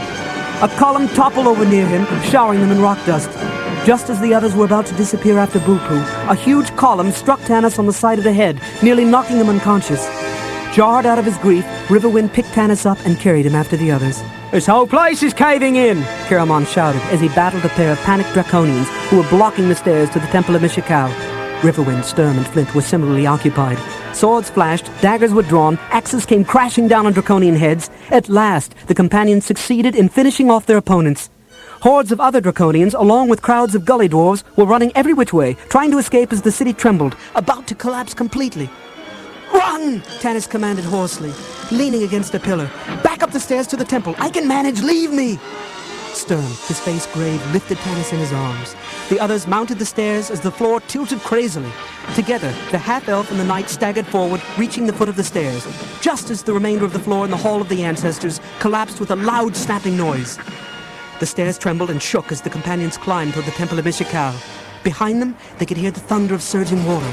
The sea had claimed Zaxaroth. The dead city was now buried. Tanis emerged from the stairwell into the circular room at the back of the Temple of Mishikal. The climb had been a nightmare, each new step a miracle. The chamber was blessedly quiet. The only sound, the harsh breathing of his friends who had made it that far and collapsed. He, too, could go no farther. Sturm had set down the pack containing the discs and was slumped against a wall. Raceland lay on a bench, his eyes closed, his breathing quick and shallow. Caramon was beside him. Tasselhoff sat at the bottom of the pedestal, staring up at the top. Flint leaned against the doors, too tired to grumble. "Where's Riverwind?" Tanis asked. He saw Caramon and Sturm exchange glances, then lower their eyes. "Goldmoon is dead. He cannot live without her, Tanis," said the knight. "He will not live without her. It is the way of his people, as it is of mine. We have no right to stop him." Tanis shoved them aside and pushed open the huge golden doors that led into the temple proper. Through his tears, he could see Riverwind, sword in hand, kneeling before the statue of the goddess. Tanis stumbled forward, hoping to prevent the act of self-destruction. Then he looked again. Goldmoon lay there, sound asleep, her breast rising and falling with the rhythm of her quiet breathing. Her silver gold hair had come loose from its braid and drifted around her face in a gentle wind that filled the chamber with the fragrance of spring. The staff was once again part of the marble statue, but Tanis saw that now Goldmoon wore around her throat the necklace that had once adorned the statue. Somehow, the power of the blue crystal staff had transmogrified her. She was restored and whole now, luminous. Goldmoon awoke. "My love," she cried, embracing Riverwind tearfully. Then she rose to face the others. "I do not know how this miracle happened," she told them, "but this I do know. I am a true cleric now. I am a disciple of Mishikal, and though I have much to learn, I have the power of my faith. Above all else, I bring the gift of healing back into the land." Goldmoon touched Tanis on the forehead, whispering a prayer. The half-elf felt peace and strength flow through his body, cleansing his spirit and healing his wounds. Then Goldmoon did the same for Raceland. The mage's stomach wound healed, yet Raceland continued to show weakness, coughing frequently. Though she could heal his recent wounds, even Goldmoon could not erase the damage done to Raceland's health during the tests in the Tower of High Sorcery. "He may have found the ancient gods," Flint said, always the scoffer. "But these discs aren't going to help much against dragons." "You are right," Goldmoon said softly. "I am not a warrior. I am a healer. I do not have the power to unite the peoples of our world to fight this evil and restore the balance. My duty is to find the person who has the strength and the wisdom for this task. I am to give the discs of Mishikal to that person." "We must leave here, Tanis," Raistlin hissed. "Listen." "The armies," said Tanis. "War has begun. We must make haste before all of Abyssinia falls to the Draconian armies." The companions fled Zaxxarath at twilight. Behind them, the temple of Mishikal stood like a lonely sentinel. Below it, the city of Zaxxarath was no more.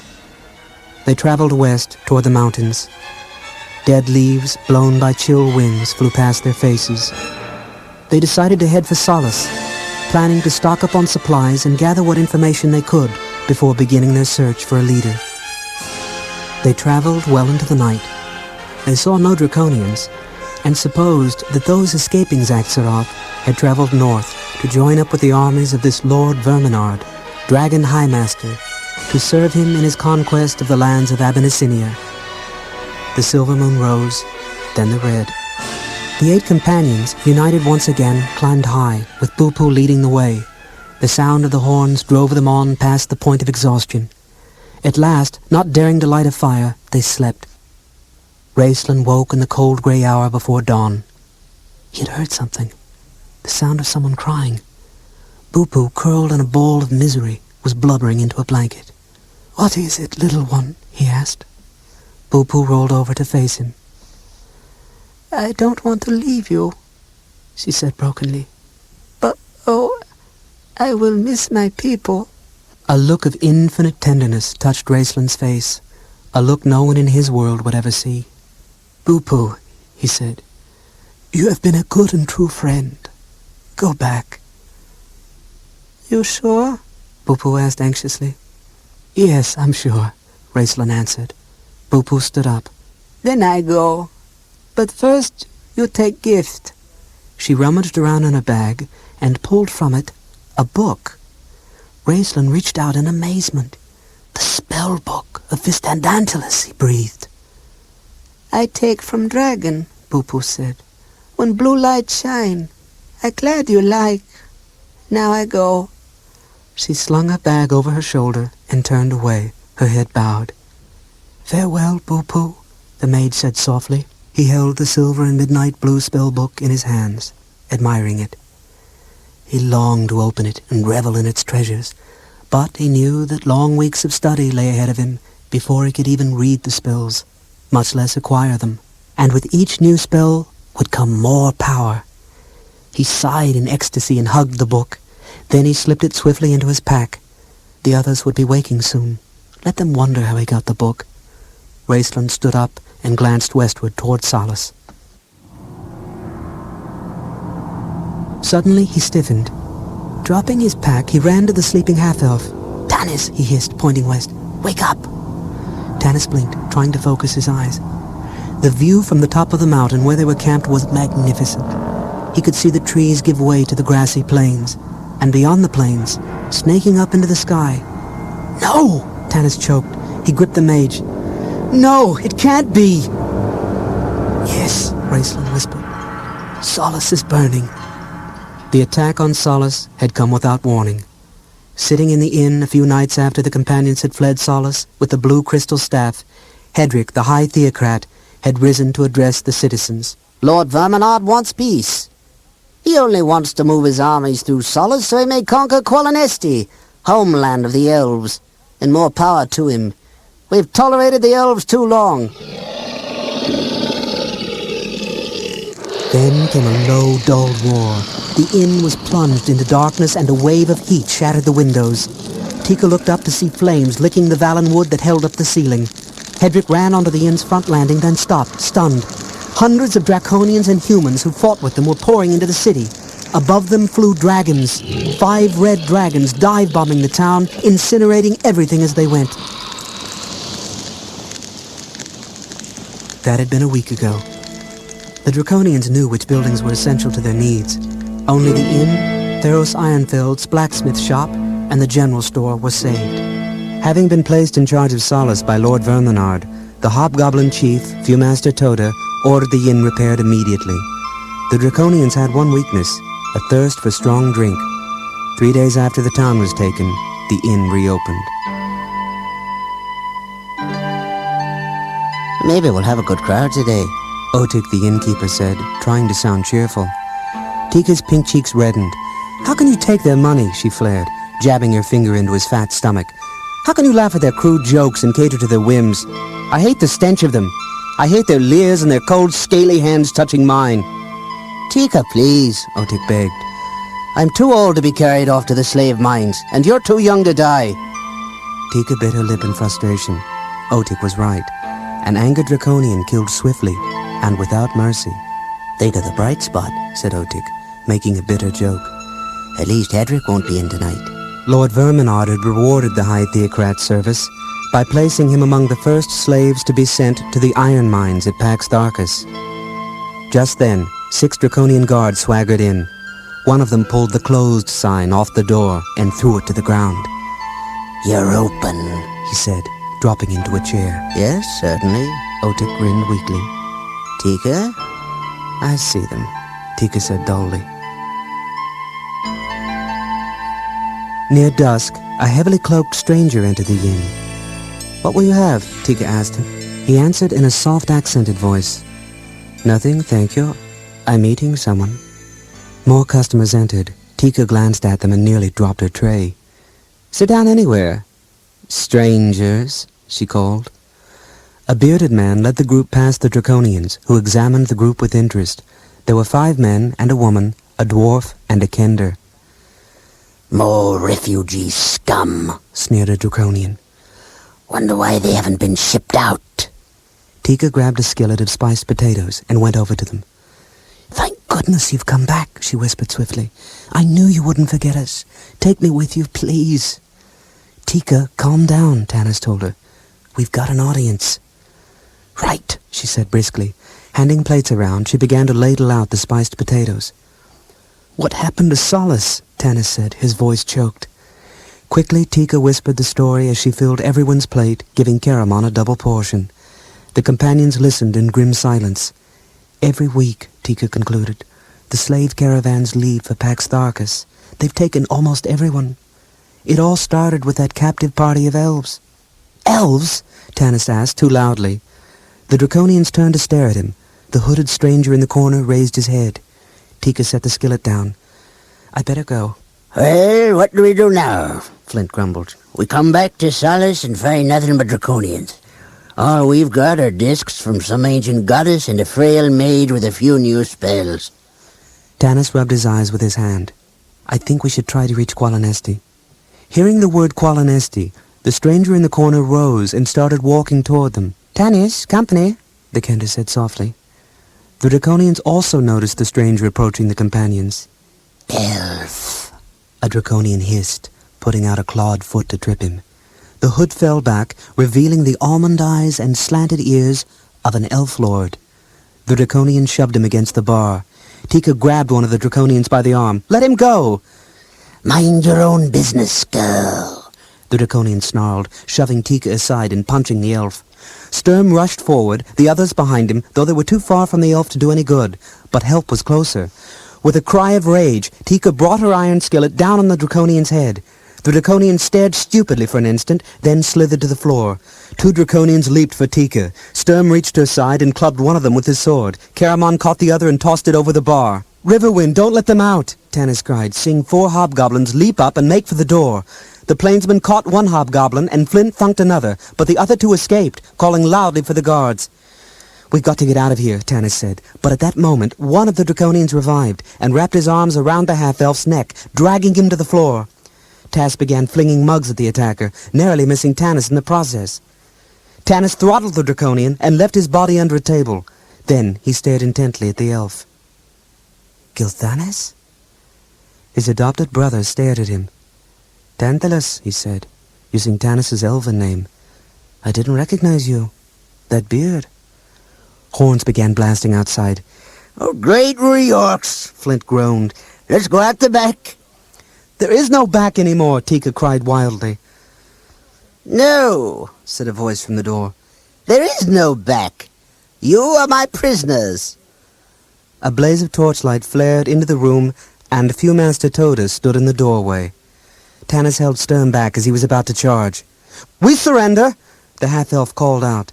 Sturm realized there was no glory dying in an inn trampled by stinking, flapping goblin feet. He put his weapon down. Apparently Toda did not recognize them from their last encounter. His red eyes focused on the knight's emblems beneath Sturm's cloak. More refugee scum from Salamnia, Toda remarked. Ever since Lord Verminard invaded the Northlands, the Salamnians have been running away like rabbits. Yes, Tanis lied. No one must know how they came from the east. Toda's squinty eyes narrowed. Take their gear. The companions laid down their weapons and their packs, all except Goldmoon. "Please let me keep my pack," she pleaded. "I have no weapons in it, nothing of value to you, I swear." The companions turned to face her, each remembering the precious discs she carried. Raistlin's eyes glittered with special meaning. "Remember when I touched the staff, Goldmoon?" With a nod, Goldmoon put down her pack. Instantly, Raistlin knelt beside the pile of weapons. A flash of light sprang from his hand.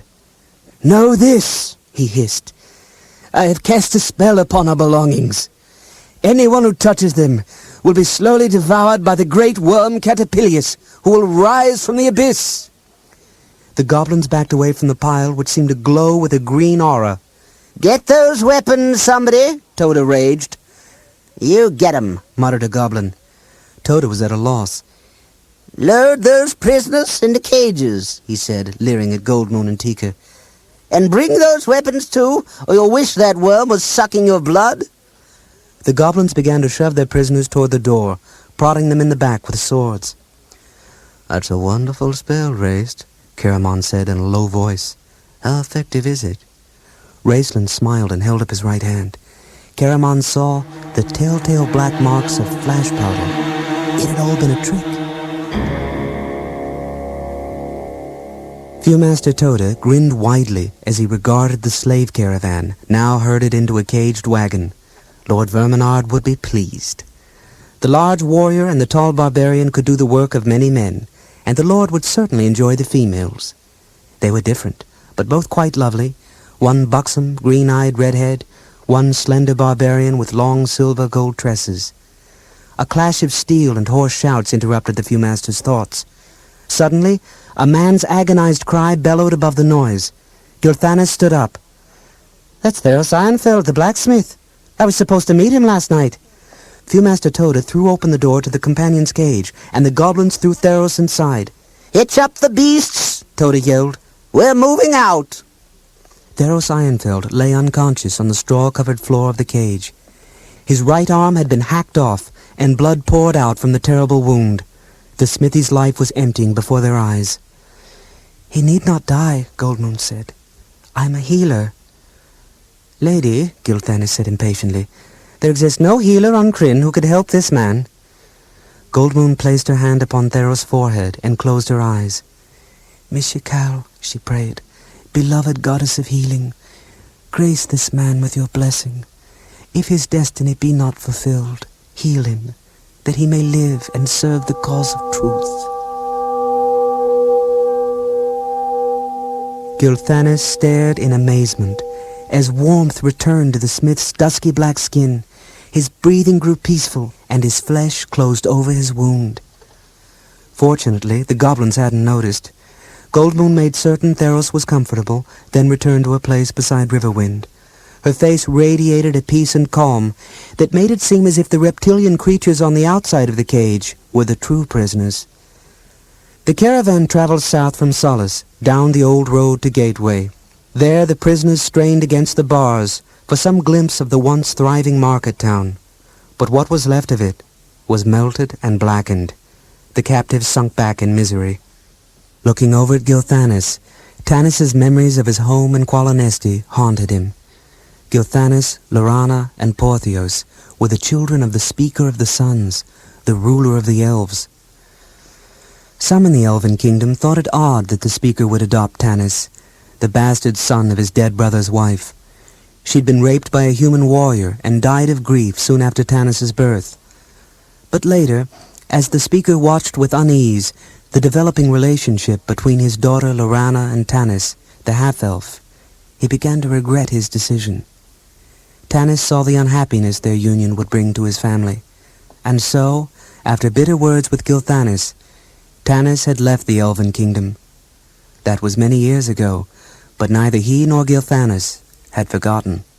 At dawn on the third day, the Draconians needed a rest, so the cages suddenly rolled to a stop.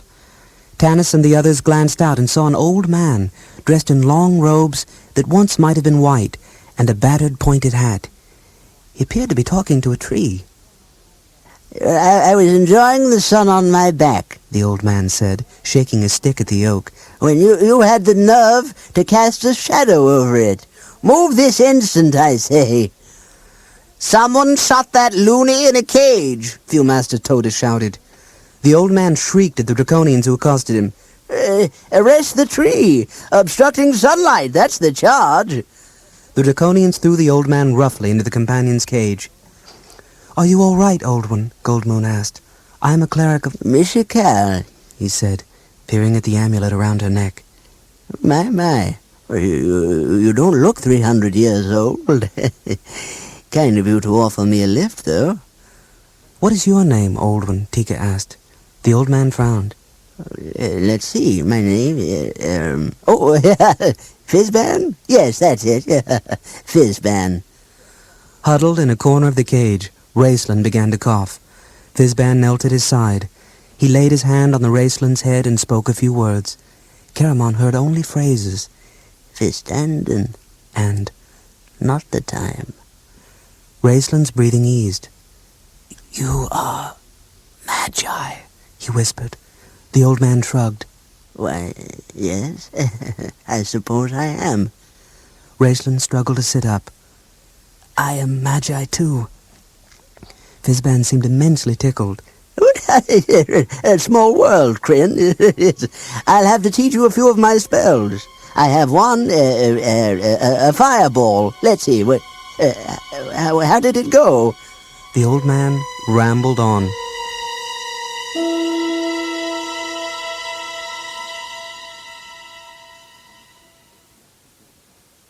On the fourth day, just before dawn, the caravan was ambushed by elven archers.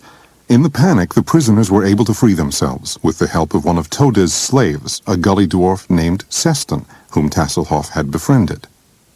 Fizban nearly incinerated them with his fireball spell, but at last the prisoners managed to escape into the woods of Qualinesti, where they were greeted by Porthios, Gilthanis's elder brother, and now the crown prince of Qualinesti.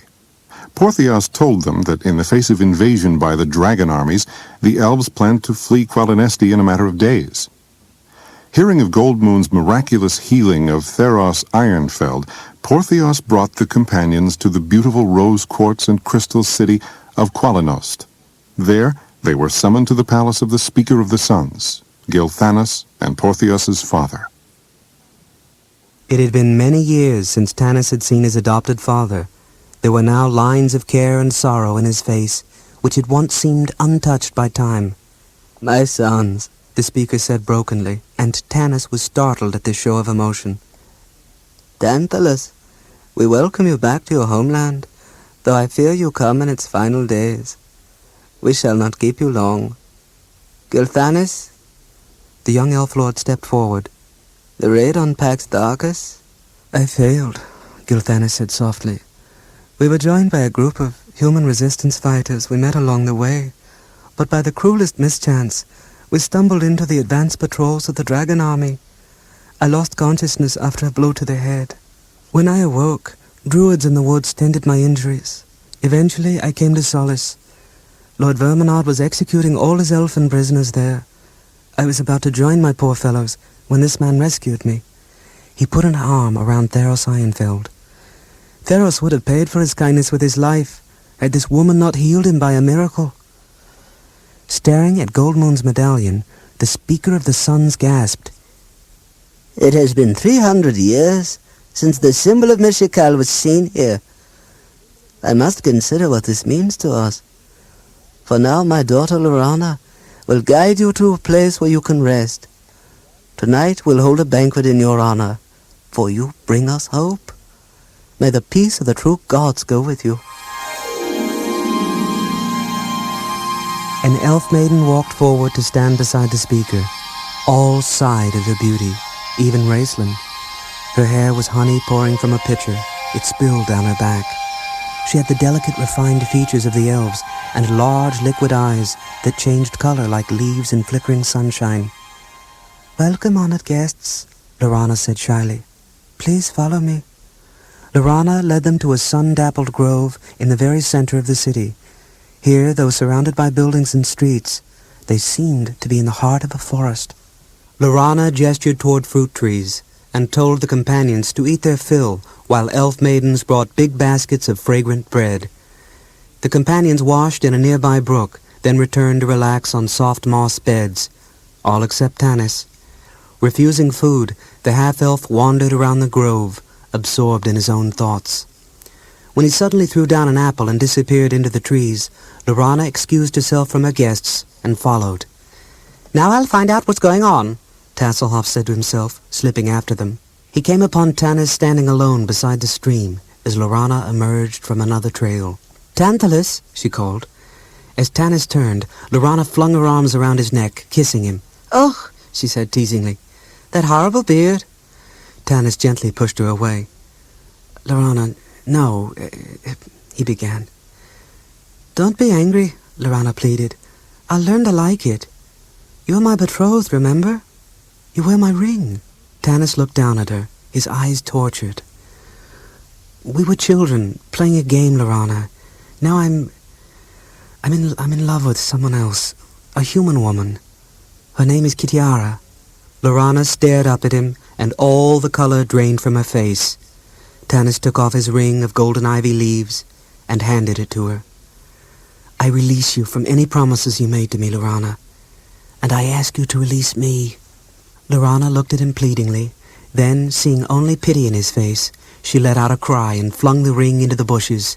It fell at Taz's feet. He picked it up and slipped it into a pouch. "Well," the Kender said to himself, "now at least I know what's going on." The morning after the elven feast, the speaker called his high council together. "We cannot stand against Lord Verminard and his dragons," he announced.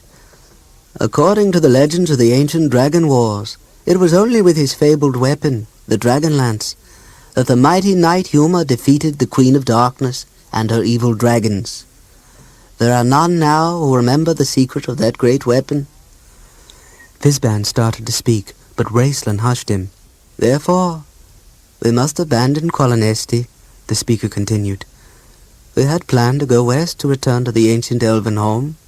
Then we learned of a third dragon army at Pax Darkus, less than a day's journey from us. Unless that army is stopped, I fear we are doomed." Tanis stepped forward. "Do you know a way to stop that army?" "Yes. It is our belief that if the women and children prisoners were freed from Pax Darkus, the men who served the Draconians as slaves would turn on their masters and could flee into the southern mountains. The dragon army would then be called back from its march on Qualinesti, allowing us time to escape." Riverwind stared hard at the speaker. "Seems to me you throw the humans to the dragon armies as a desperate man throws hunks of meat to pursuing wolves." The speaker shook his head sadly. "Lord Verminard will not keep them alive much longer, we fear. The iron ore is nearly gone. Will you and your companions go with Gilthanis and lead the raid, Tantalus? Gilthanis knows a way into Pax Darkus, the Sla Mori, the secret way. It's a labyrinth lying beneath the fortress. Gilthanis can lead you through it and into the fortress." Tanis regarded his friends. "Then we must separate. Tika, Goldmoon, Riverwind, Caramon, and Raistlin, you go with the elves. The discs are too precious to risk on a raid into Pax Darkus." Raistlin shook his head. "It is not among the Qualinesti elves that Goldmoon will find the one she seeks. The leader who can help us defeat these dragon armies." Tika stepped forward. "I'm going with you, Tanis. I plan to become a swordswoman like Kitiara. Tanis winced at the mention of Raistlin and Caramon's half-sister. The woman he loved and yearned to see again was off somewhere, fighting on behalf of some new lord. Again, Tanis wondered who that new lord could be, and wished Kitiara could have been with them now. How they could have used her fighting skills. Riverwind folded his arms. I won't hide with the elves. He and I are one, Goldmoon added. Tanis, Flint said firmly. we're all going with you to Pax Tharkis. The half-elf bowed his head in submission. Fizban let out a sigh. Oh, good. Now we can get some sleep. Wait a minute, old one, Tanis said sternly. You're definitely going with the elves. The old mage stared at Tanis with a penetrating gaze. I go where I choose, and I choose to go with you, Tanis, half-elven. Raistlin gave his arm to Fizban, and the two of them walked off. As if one crazed mage wasn't enough, Flint muttered. I'm going to bed. Tanis felt a strong hand on his arm and looked up to see Caramon gesturing for him to come away. The warrior led the half-elf to a large oak where Sturm stood waiting. Caramon's face was flushed, and he stared at his feet. There's one problem, Tanis. I don't trust Gilthanis, and neither do Sturm or Raist. If Gilthanis was so endangered in Solace, why was he sitting at the inn? Sturm broke in. Maybe Verminar told him he'd spare his people if he betrays us. Ridiculous, Tanis snapped, and stared accusingly at Caramon. If there's anyone I don't trust in this group, it's your brother Raistlin and that old man Fizban. The big man grew pale and began to turn away. Tanis put his hand on the warrior's arm. I didn't mean that, Caramon. Raistlin has saved our lives more than once on this insane journey. It's just that I can't believe Gilthanis is a traitor. We know, Tanis, Sturm said quietly, and we trust your judgment. But it's too dark at night to walk with your eyes closed, as my people say. Tanis nodded. He put his other hand on Sturm's arm. The knight clasped him, and the three men stood in silence, then left the grove and walked back toward the others. Tanis woke with a start. A dark shape crouched over him in the night, blotting out the stars overhead. He yanked the person down across his body, putting his dagger to the exposed throat. "Lorana," he gasped. "What are you doing here?" "Tantalus," she said, choking. "Come with us. Don't throw your life away at Pax Tharkis. Even my father doesn't believe this will work. I can't lose you and Gilthanis too." "Lorana," he said, gripping the elf maid. "There comes a time when you've got to risk your life for something you believe in. I've come across proof that the ancient gods are still with us, Lorana. That those gods are true gods who can lift Kryn out of the despair it's fallen into and bring hope to the people. How can I shrink from death in the face of something that big? If I lose my life helping to bring knowledge of these true gods to the creatures of Kryn, my death will have been worth it, and my life will have meant something. Can you understand that?" She looked at him through her golden hair. "Yes, Tantalus," she answered softly, her thoughts hidden. "I understand." In the morning, Gilthanis presented Tika with some of his mother's armor, made of tough leather, and handed out rations to the raiding party. Caramon picked up some of it and made a face. "What's this junk?" he asked. "Quithpa," Gilthanis told him. "It will last us for many weeks." "Looks like dried fruit," Caramon said in disgust. Tanis grinned. "That's what it is." Dawn was just beginning to tinge the wispy storm clouds with pale chill light when Gilthanis led the party out of Qualanost. The trail led down from the aspen woods to the pines of the lowlands.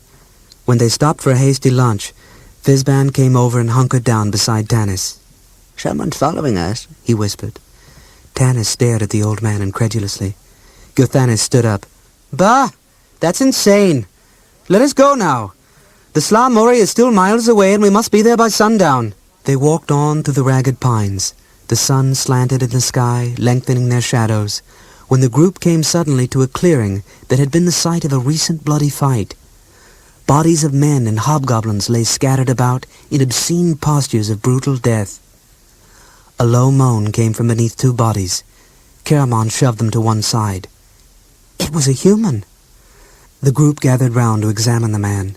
He wore chainmail of good quality, and his hair was thick and black. The stranger stared up blearily. Thank the Seeker gods. Gilthanis. Gilthanis started in surprise. Aben? How did you survive the battle at the ravine? How did you, for that matter? The man named Aben staggered to his feet. Caramon reached out to help when suddenly Aben pointed. Look out, Draconians! The companions whipped around to see 12 Draconians standing at the edge of the clearing, weapons drawn. You will come with us to the Dragon High Lord, one of them ordered. Tanis stepped forward. We don't take orders from Verminard. The creatures gurgled with laughter. Soon you will. Raistlin saw Fizban pull something from his pouch. No, Fizban, the mage cried. No fireball. You'll torch us all. The old mage sighed, then brightened. I'll think of something else. Now, what was that web spell? Tika, her new sword drawn and ready, trembled with fear and excitement. A Draconian rushed her, and she swung a tremendous blow. The blade missed the Draconian by a mile, and Caramon's head by inches. Pulling Tika behind him, Caramon knocked the Draconian down with the flat of his sword. Before it could rise, he stepped on the creature's throat, breaking its neck. 2 other Draconians charged Caramon, but Raistlin was beside him now, the two combining magic and steel to destroy their enemy. Sturm and Tanis fought side by side. Gilthanis made an unlikely team with Flint, while Tasselhoff used his sling to send a deadly barrage of rocks whizzing onto the field. Goldmoon stood beneath the trees as Riverwind fought. As for the old magician, he was flipping through a spellbook. Now how did that go? Suddenly Tasselhoff shrieked, Tika, behind you! The former barmaid whirled around to see a Draconian, launching into the air straight at her. With a strength born of terror, she hit at the creature with her shield, knowing she had to kill it. She kept bashing and bashing until she felt Caramon's hand on her arm. It's all right, Tika. They're all dead. The relieved girl flung her arms around the warrior's neck and out of sheer relief kissed him. A few long seconds later, she realized what she was doing and backed away, blushing. The fight was over. Aben turned to Gilthanis. Where are you headed? He asked. The Elf Lord looked the swordsman over. Our journey is secret, but I suppose we could use an expert swordsman. Aben clasped the Elf Lord on the shoulder and reached out to shake Tanis's hand. My name is Aben Shatterstone, all of you. As long as you're fighting Draconians, your fight is my fight. Just then Fizban interrupted. That's it. Yes, I remembered. Suddenly, the air was filled with strands of sticky cobweb. Some magician you are, Flint grumbled, as everyone laughed.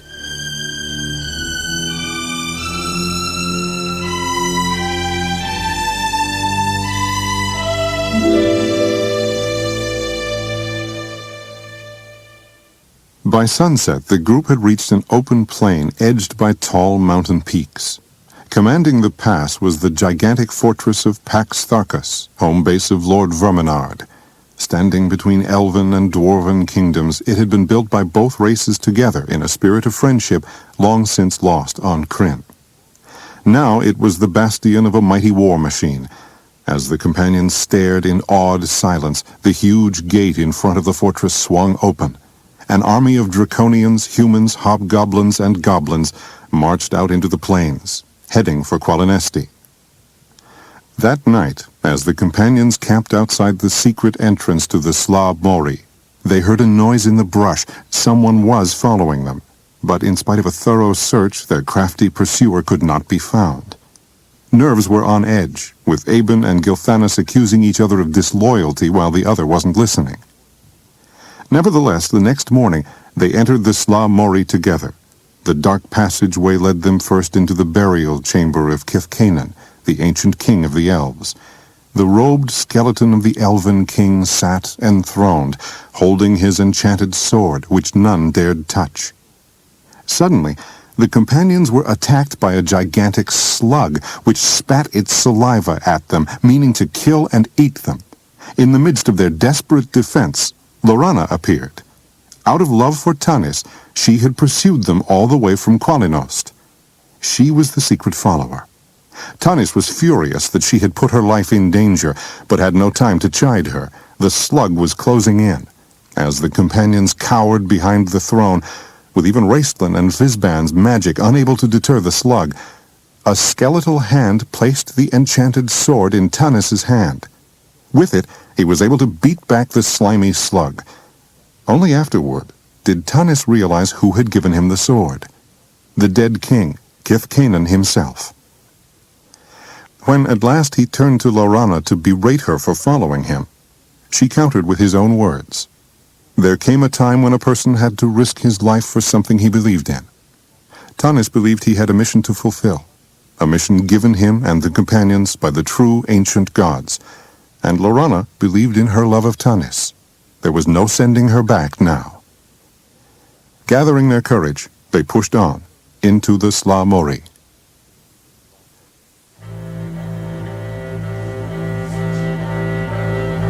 The corridor came to an abrupt end.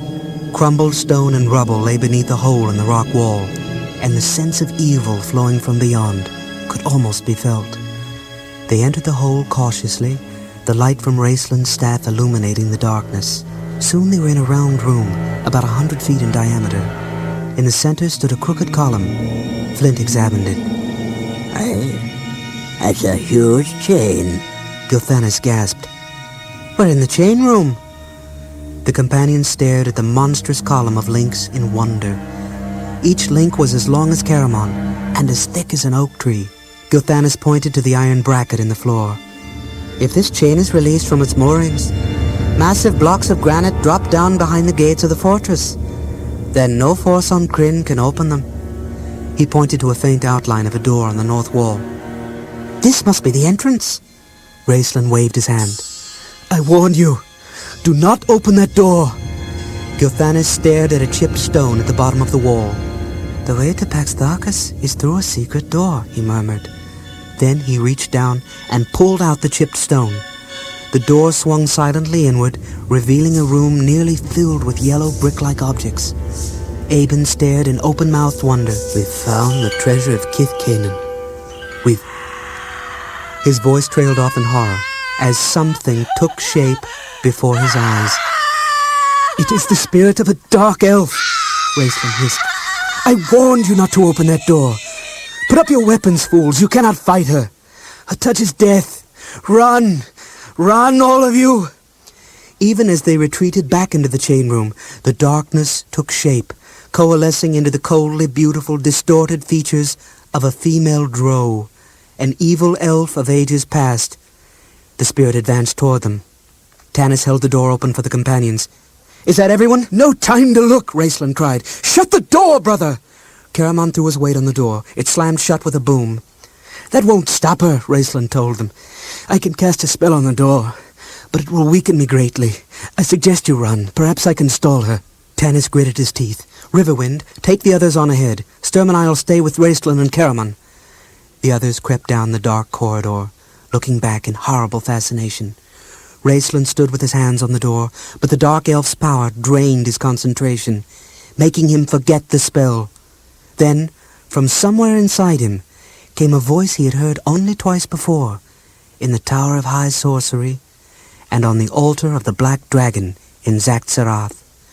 Raistlin shouted aloud, in a strong voice that was not his own. "Kalisan, Budrunin, Kara Emarath." From the other side of the door came a wail of disappointment. The door held. The mage collapsed, drained by the casting of his spell. Carrying him, Caramon joined the others, and they groped their way back along the dark passage. They found another door, which opened easily to Flint's hand, and they emerged in a large open room filled from ceiling to floor with stacks of wooden crates labeled Solace and Gateway. Gilthanas looked around grimly. "This is it. We're inside the fortress itself. We're in Pax Tharkas." Tanis sank onto the floor in relief, the others slumping down beside him. It was only then that they noticed. Fizban and Tasselhoff were missing. Afterward, Tasselhoff could never clearly recall those few panicked moments in the chain room. He remembered saying, "A dark elf? Where?" Then strong hands grabbed him, lifting him up into the air. Climb the chain! Shouted a voice beneath him. Tasselhoff felt the cool metal of the chain and began to climb.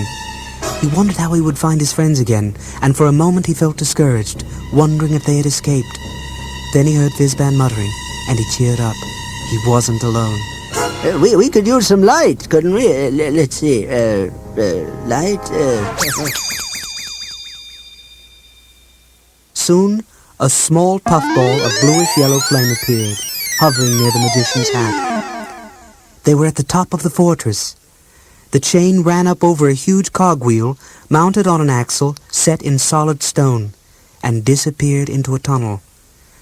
Taz crawled from one tooth to another. Fizban, his robes hiked up around his thighs, followed with amazing agility. "Can you get some light up here?" the Kender asked. Light! To the tunnel! Fizban commanded.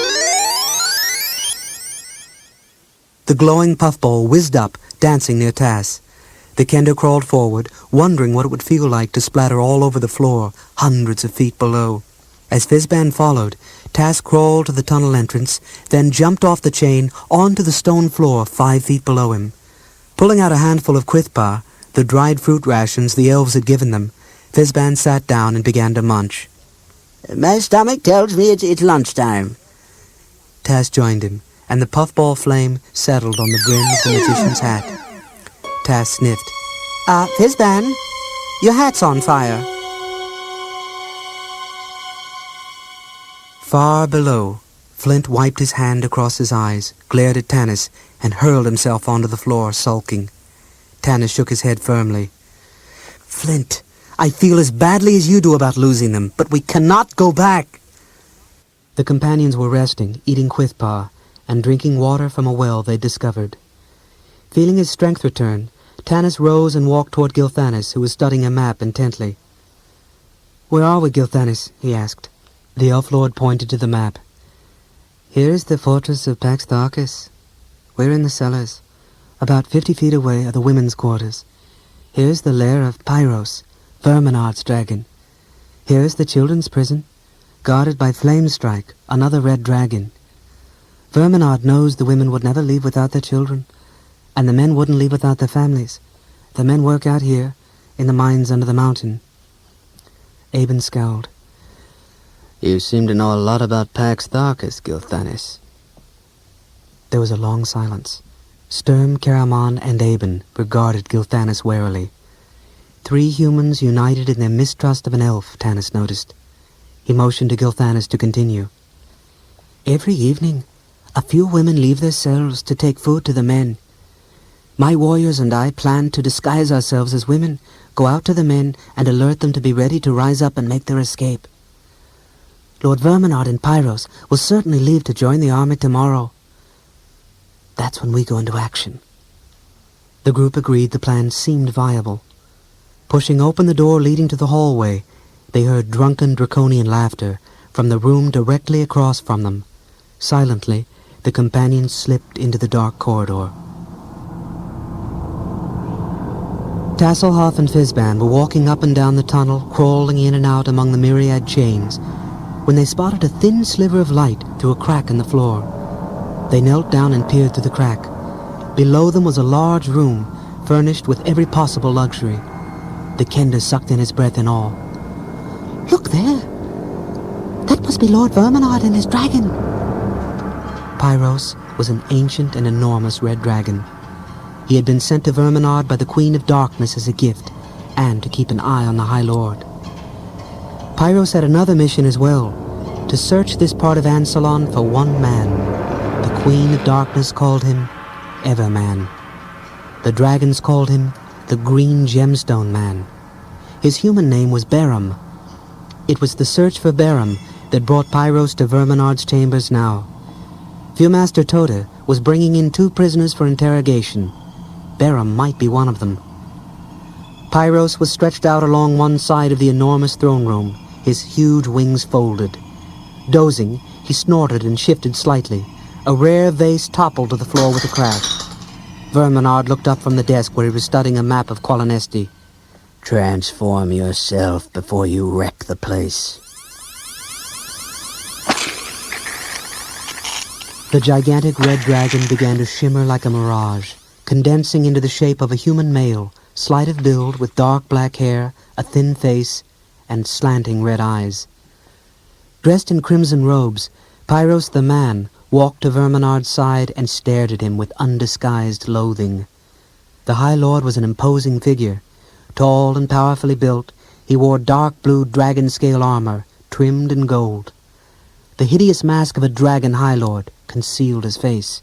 There was a scratch at the door, and a guard admitted Viewmaster Toda and his 2 prisoners. Verminard studied them. Seeing that neither of them matched the descriptions of those who had raided Zaxxarath, he scowled behind the mask. Pyros reacted differently. Shaking with excitement, it took a great effort to force himself to appear outwardly calm. Only his eyes, burning with a devouring flame, gave a hint of his inner elation. One of the prisoners was a gully dwarf, Seston in fact. After the prisoners had gotten away, Toda, needing someone to blame, had had the gully dwarf arrested. The other prisoner, the one Pyros watched, was a human male, dressed in rags, who stood staring at the floor. Verminard stepped forward. Why have you bothered me with these wretches, Viewmaster? The hobgoblin kicked Seston. This miserable gully dwarf freed the slaves I was bringing you from Solace, and this human prisoner was found wandering around the town of Gateway. Verminard snorted. Throw them into the mines with the rest of the rabble. Toda stammered. I thought the human might be a spy. I believe he's deaf and dumb, my lord. The Dragon High Lord studied the human intently. He was tall, about 50 human years old. His hair was white, and his clean-shaven face brown and weathered. There was certainly nothing unusual about him, except for his eyes, which were bright and young. His hands, too, were those of a man in his prime. Verminard waved his arm. Have the gully dwarf fed to Pyros tonight, and take your deaf and dumb spy to the mines. Pyros ground his teeth and cursed Verminard for a fool as Toda led the human away. Verminard approached Pyros and said, We fly tomorrow morning to destroy Qualinesti. Be ready when I call. When he had gone, Pyros, still in human form, began to pace back and forth. There came a scratching at the door. Pyros was irritated. Lord Verminard is gone to his chambers, he snorted. A draconian peeked in. It is you I wish to see, Royal One. The traitor has been successful. He was able to slip away only for a moment, but he has brought the cleric of Mishikal, the woman Goldmoon. Pyros didn't care about the cleric, but there was much more at stake. I must meet with our treacherous friend. Bring him to me tonight in my lair. Do not inform Lord Verminard. He might meddle. Pyros rubbed his hands together, smiling.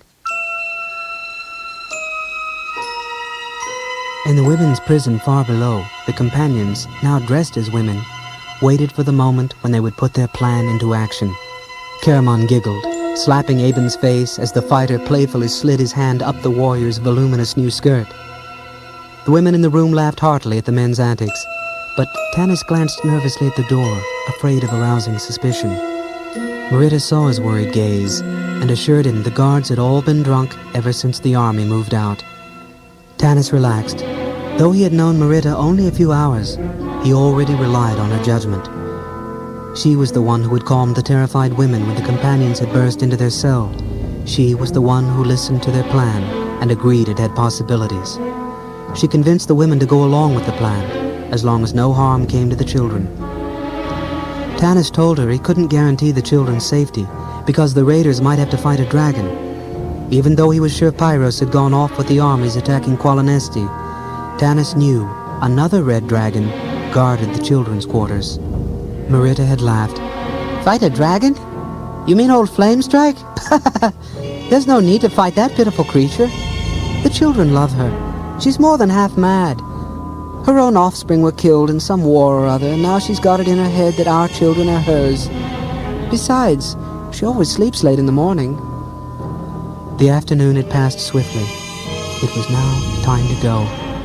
Raistlin, coughing up blood, said he was too weak to accompany them. He had to sleep. Then there was the sound of clawed feet outside the cell, and 2 draconian guards, smelling of stale wine, stepped inside. Get moving. There was no choice but to leave Raceland behind. The others followed the guards. Meanwhile, high in the upper reaches of the fortress, Fizban and Tasselhoff had found what they were looking for. The old mage clapped his hands as part of the wall in the mechanism room swung open. Well done, my boy. You found the way out of here. Tass started to crawl through the secret door he'd just sprung, then helped Fizban through. They were in a small hallway that ended abruptly not 40 feet away in a flight of stairs descending into darkness. Double bronze doors in the east wall provided the only other exit. Pushing gently, Tass easily opened the double doors and entered cautiously, followed closely by Fizban and the puffball flame, which seemed to have a life of its own. Looks like some sort of art gallery. Fizban quickly searched the place, looking for one particular painting. Ah, here it is. Tass came over to see. Why, it's a painting of dragons. Red dragons like Pyros, attacking Taxtharcus and... The Kender's voice died. Men, knights of Solamnia, mounted on other dragons, were fighting back. The dragons the knights rode were beautiful gold and silver dragons. Suddenly Tasselhoff understood. There were good dragons in the world who could help fight the evil ones. And there were Dragonlances that could kill the evil dragons. The magician nodded. Yes, little one. You see the answer. And you will remember. But not now. No, not now. Reaching out, he ruffled the Kender's hair with his gnarled hand, chanting the words of a spell as he did so. A spell of forgetfulness. Tass looked up in confusion. What was I saying? Dragons? Oh, yes. I think the dragon's lair was over this way. The old magician shuffled along behind, smiling. Meanwhile, the companions, dressed as women, were escorted to the underground rooms where draconian guards locked the male slaves at night. The guards then left to keep an eye on the gully dwarves above. Goldmoon rose to address the slaves. Speaking in clear, dulcet tones, she told them of Riverwind's discovery of the blue staff of healing and how it killed a dragon. She pleaded with them to join the revolt against their oppressors and take a chance at gaining true freedom. She spoke of the ancient gods and the truths they'd given in the discs of Mishikal. When she was finished, the men seemed bewildered, not knowing whether to believe her or not. Then Hedrick, the high theocrat from Solace, began denouncing Goldmoon as a witch and a charlatan. Argument started, with men shouting back and forth. Quickly, Tanis posted Caramon, Flint, Aben, Sturm, and Gilthanis at the doors, fearing the guards would hear the disturbance. Lorana joined Tanis. These humans are fools. How can life be worth anything living like this? A feeble, white-haired man answered her from the pallet where he lay. That's a good question. Bring the barbarian woman over to me. Tanis looked at Marita intently. He is Elistan, Marita explained, a high seeker from Haven. He was the only one who spoke out against this Lord Verminard. But no one listened. Tanis brought Goldmoon to the ailing cleric. Elistan looked up at her. Young woman, you claim to bring word from ancient gods. Why have they waited so long to make their presence known? Goldmoon knelt down beside him. Imagine you are walking through a wood, carrying a rare and beautiful gem. Suddenly you are attacked by a vicious beast. You drop the gem and run away. Afterward, you're afraid to go back into the woods and search for it. Then someone comes along with another gem. Deep in your heart, you know it's not as valuable as the one you lost, but you're still too frightened to go back to look for the other. Now, does this mean the gem has left the forest? Or is it still lying there, shining beneath the leaves, waiting for you to return? Elistan closed his eyes, sighing. Of course. The gem waits for our return. I wish I had time to learn of your gods. Goldmoon took his hand. You will be given time. Tanis, absorbed in the drama before him, started in alarm when he felt a touch on his arm. He turned around to find Sturm and Caramon standing behind him. Sturm whispered in his ear, Aben and Gilthanis are gone. Night deepened over Pax Tharkus. Forcing himself to relax, the dragon Pyros cast a glance at Seston, the gully dwarf, who was cowering in the corner. Not yet hungry, Pyros laid down upon the floor and waited. The door opened, and a hooded figure came in. "Remove the hood," the dragon commanded. "I would see the faces of those I deal with." The figure cast his hood back. Up above the dragon, on the third level, came a strangled, choking gasp. Pyros considered flying up to investigate, but the figure interrupted his thoughts. "I have only limited time, Royal One. I must return before they suspect." The dragon stared at the traitor contemptuously. "In due course. What are these fools plotting?" They plan to free the slaves, lead them in revolt, forcing Verminard to recall the army marching on Qualinesti. "That's all?" The dragon snarled. "Yes, Royal One. Now I must report to Lord Verminard." The dragon leaned forward. "Do not worry about Verminard. I will see he learns of this when I am ready. Much greater matters are brewing. Now listen closely. A prisoner was brought in today by that imbecile Tode. It is he, the one we seek. However, I am unable to take him to the Queen just now. Even if the war is just a ruse, Verminard cannot deal with Qualinesti without me. I'll take the Everman to the Queen when time permits. In the meantime, you must keep him safe. It is a measure of her Dark Majesty's power that the Cleric of Mishakal and the Man of the Green Gemstone arrive together within my reach. I will allow Verminard the pleasure of dealing with the Cleric and her friends tomorrow. But when the slaves attack, find the Green Gemstone Man. Bring him here and hide him. When the humans have all been destroyed and the army has wiped out Qualinesti, I will deliver him to my Dark Queen." The figure bowed again. "And my reward?" "It will be all you deserve. Now leave me." The man withdrew. Fizban and Tasselhoff sat crouched by the balcony. Taz shook his head. Sorry I choked like that. It's hard to realize someone you know would betray you. Fizban sighed. So, what do we do now? Tass was miserable. I don't know. We can't warn Tanis and the others because we don't know where they are.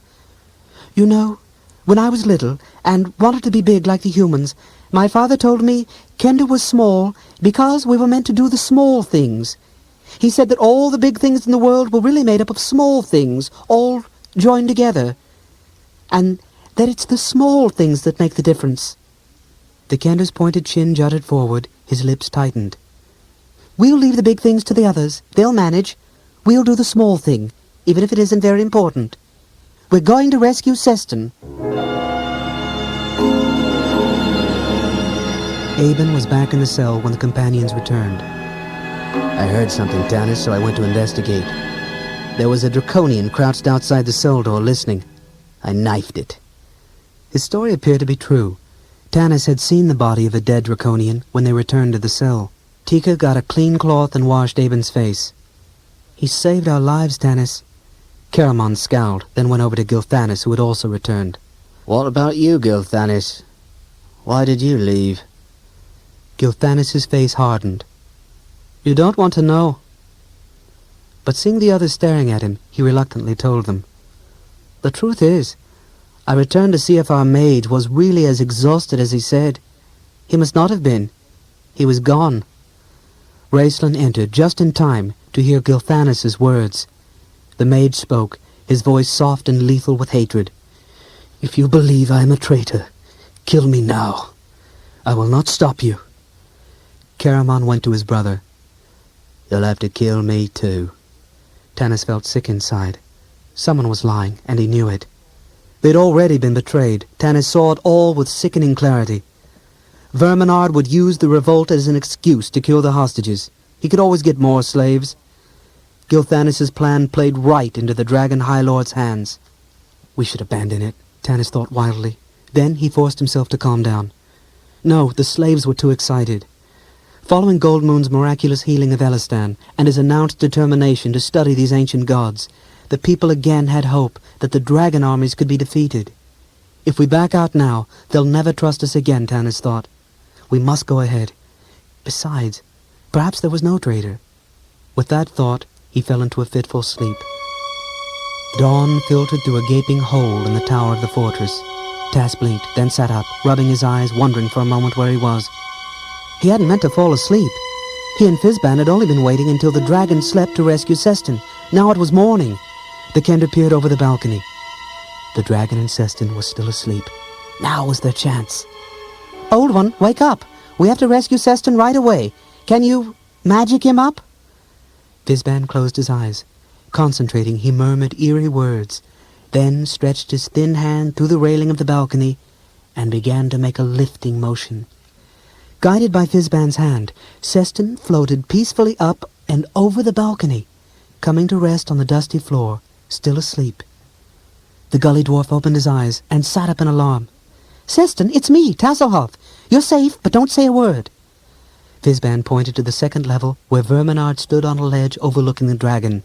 Pyros, awaken, the High Lord commanded. That cleric is here, inciting the slaves to revolt. Pyro stirred and slowly opened his eyes. He supposed he would have to deal with this now after all. Do not trouble yourself, my lord. Then both he and Verminard stopped moving abruptly, staring at a strange object drifting down through the air gently as a feather. It was Fizban's hat. They were being spied upon. Before dawn, Tanis woke everyone and set the plan into action. They would sneak into the children's room and lead them into the courtyard. The male slaves would overcome their guards, and then all the prisoners could escape to the safety of the mountains to the south. But a snag developed in their plans. The door to the children's quarters was barred by draconian guards. The guards tried to search the women, among whom were the disguised companions. Quickly, Caramon, Sturm, Flint, Aben, and Tanis overcame the guards, killing them silently. Meanwhile, Pyros was chasing Fizban, Tasselhoff, and Seston through the corridors of the fortress. Fizban's hat had alerted Pyros to the presence of spies, and he had set off in pursuit. These spies knew of the green gemstone man. They must die. Time and again, Fizban was able to cast spells to prevent the dragon from incinerating them. Finally, the Kender, the mage, and the gully dwarf leaped onto the great chain, meaning to shimmy down to safety. At last, Pyros saw his chance. With a breath of pure white heat, the evil dragon melted the chain, and Fizban, Tas, and Seston fell toward the stone floor far below. In the darkness, free of the chain that had held it in place for centuries, the great cogwheel gave a groan and began to turn.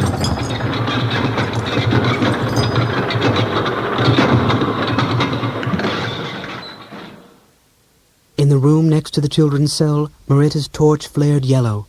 Tanis caught his breath, awed at the massive size of the enormous red dragon. Flame strike. It was, however, in pitiful condition. Its head lined and wrinkled with age, the skin mottled, the teeth yellowed and broken. The dragon's eyes opened, slits of glistening red in the torchlight. The companions halted, hands on the weapons.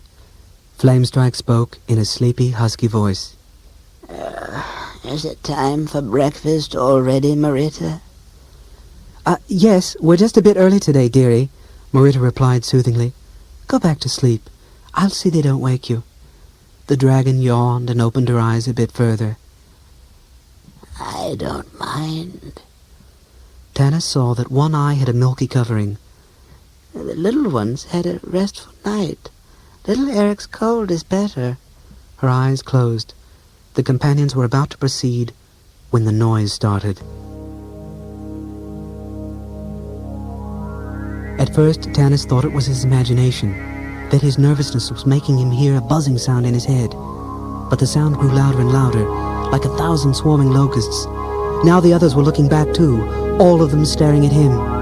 Suddenly Raistlin broke from the group and ran back to Tanis. The sword!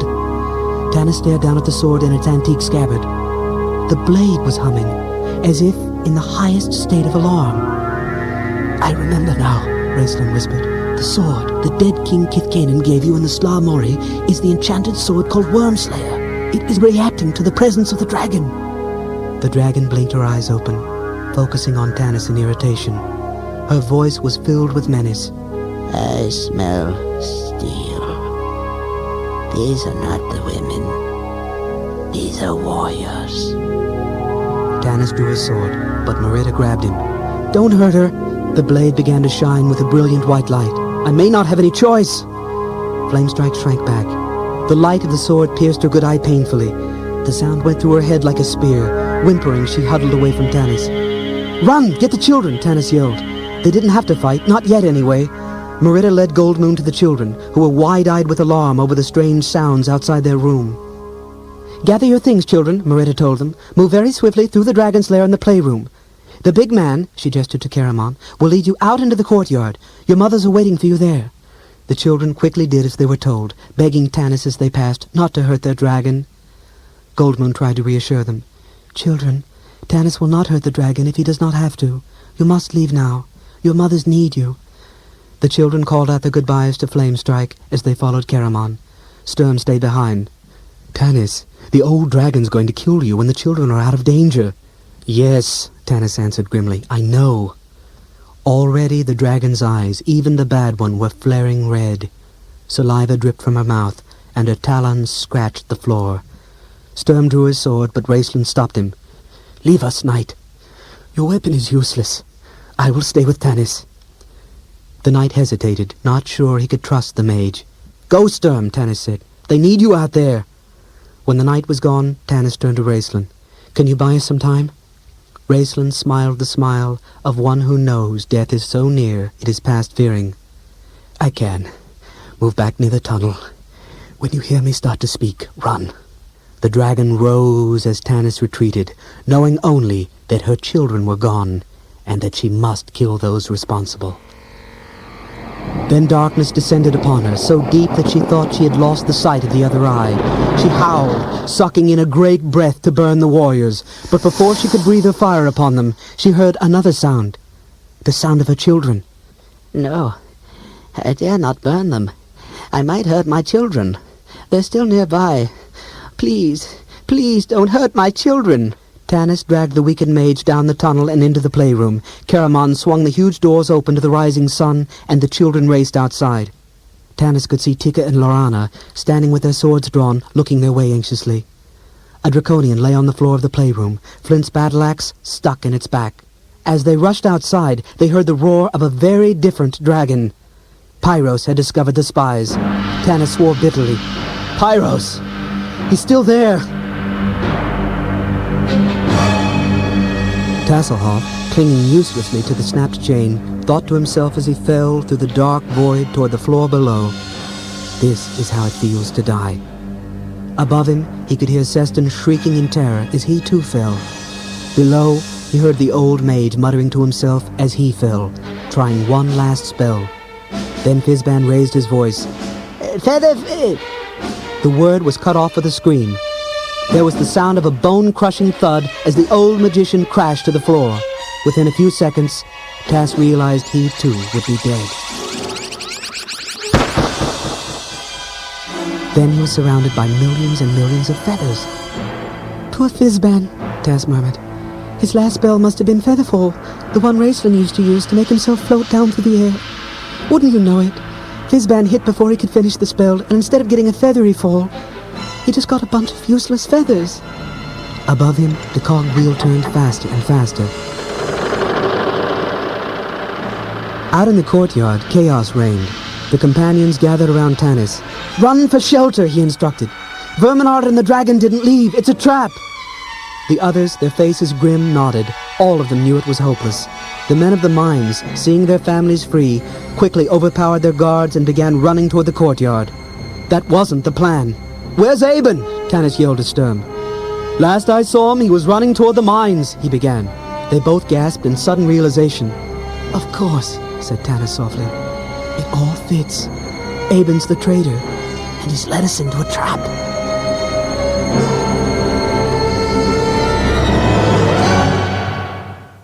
As Aben ran for the mines, his one thought was to obey Pyros' command. Somehow, he had to find the green gemstone man. Seeing the chance to do Verminard another favor, he had told the men that Tanis wanted them to meet him in the courtyard. Seeing their families free, the men had surged forward blindly. Aben scanned the crowd anxiously, then decided to look inside the prison cells. There, he found the man sitting alone, staring vaguely around him. Hearing Aben call his name, Beram looked up. He was not, as Tota had assumed, deaf and dumb. He was, instead, a man totally absorbed in his own secret quest. Aben licked his lips nervously. He had to get Beram out of here before Tanis caught them. But where? There was only one place Aben could take him and be safe from both Tanis and Verminard. Outside the walls of Pax Darkus. Aben helped Beram rise to his feet. "There's going to be fighting. I'm going to take you away, keep you safe until it is over. I am your friend. Do you understand?" The man regarded him with wisdom and intelligence. It was not the ageless look of the elves, but of a human who has lived in torment for countless years. Beram sighed and nodded. Verminard strode from his chamber in a fury, yanking at his leather-armored gloves. A draconian captain trotted behind. How long does it take to capture a handful of spies? The draconian's eyes glinted. We are 40 or 50, my lord, against over 600 men and women. If they ever get organized and escape into the mountains, bah! Pyros! Verminard called. He heard in another part of the fortress a heavy metallic thud. Then he heard the cogwheel of the great chain, unused in centuries, creaking with protest at being forced into labor. The Dragon High Lord ran to the ledge as Pyros dropped past him. He climbed swiftly onto the dragon's back. Though separated by mutual distrust, the two fought well together. Their hatred of the petty races they strove to conquer, combined with their desire for power, joined them in a bond much stronger than either cared to admit. "Fly!" Verminard roared, and Pyros rose into the air. Sturm and Tanis stood at the northern end of the courtyard, about 20 feet from the front gates of Pax Darkus. Looking south, they could see the mountains and hope. Behind them were the great gates of the fortress that would at any moment open to admit the vast draconian army. Then, like a blood-red flaming comet, Pyros soared from the fortress of Pax Darkus, his huge tail trailing behind him. Upon his back rode the Dragon High Lord, the gilded horns of the hideous dragon mask glinting in the morning sun. Dragon fear spread over the people. They were frozen before the terrifying apparition. Tanis felt Sturm grip his arm. "Look!" Tanis saw two figures running toward the gates. Aben! But who's that with him? Sturm and Tanis raced after the two men. Catching up, Sturm grabbed Aben and hurled him to the ground. Drawing his sword, Sturm jerked Aben's head back. "Traitor! Though I die this day, I'll send you to the abyss first!" Suddenly, Aben's companion whirled around and caught hold of Sturm's sword arm. Sturm gasped.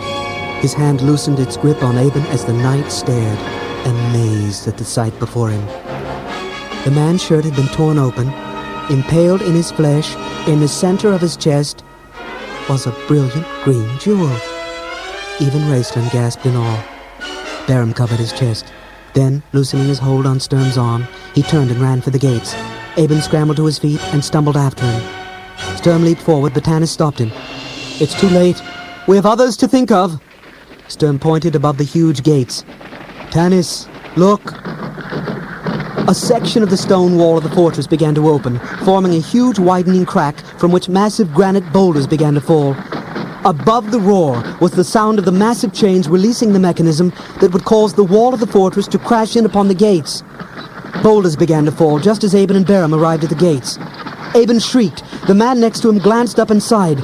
Then both were buried under tons of cascading rock as the ancient defense mechanism sealed shut the gates of Pax Darkus. I offered you a chance to work for my queen, Verminard roared. Now you will all pay with your lives. At a touch of the Dragon High Lord's hands, Pyros leaped high into the air. The dragon drew in a deep breath, preparing to swoop down upon the terrified former slaves and burn them to ashes. But the dragon's deadly dive was stopped. "You will not destroy my children!"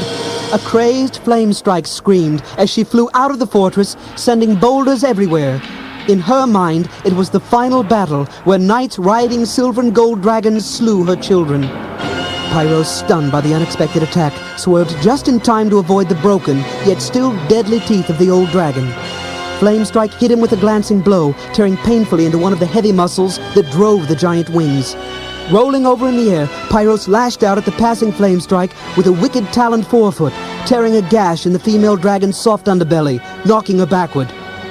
But Pyros had forgotten his rider. Verminaud lost his grip and fell to the courtyard. He landed, bruised and momentarily shaken. Glancing around, he saw the captive people fleeing toward the safety of the mountains. Then he noticed 4 men who did not move. Verminaud studied the 4 as they approached him. These were the ones who defeated Kissant and Zaxxarath, escaped the slave caravan, and broken into Pax Darkus. Overhead, the 2 dragons fought furiously. Dragon blood rained down upon them. Verminaud would have to face the 4 alone. This will be an interesting fight, he thought, fingering his mace, Nightbringer. He swung it in an arc, keeping them back, forming his plans. Then he sprang forward, taking them by surprise. Landing on his feet, he grasped Raceland's shoulder, whispering a swift prayer to his Dark Queen. Raceland screamed, his body pierced by unseen, unholy weapons. He sank to the ground in agony. Caramon sprang at Verminaud, but the High Lord was prepared.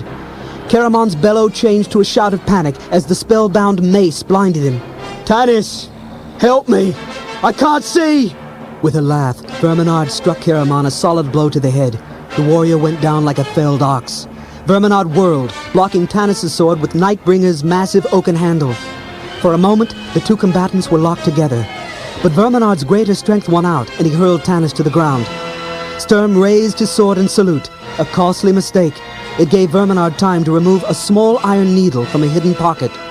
Raising it, he called once more upon the Queen of Darkness. Sturm suddenly felt his body grow heavier and heavier, until he could walk no more.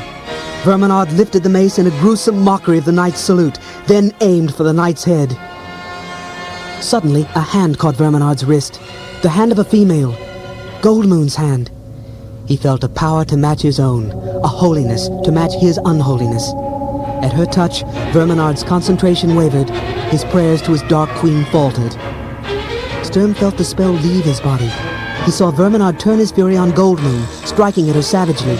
The knight lunged forward, seeing Tanis rise. Both men ran toward Goldmoon, but Riverwind was there before them, pulling her out of the High Lord's reach. At that moment, Verminaud knew he was alone. Too late, he realized that his mask, never intended for hand-to-hand combat, was blocking his peripheral vision. He struggled to rip the dragon helm from his head. But just as Verminaud's hand closed over the visor, the magic blade of Kithkanen, wielded by Tanis, pierced his armor and slid into his back. The Dragon High Lord screamed and whirled in rage, only to see the Solamnic Knight, Sturm Brightblade, appear in his blood-dimmed vision. The ancient blade of Sturm's father plunged into the High Lord's bowels. Verminaud fell to his knees, and darkness overtook him.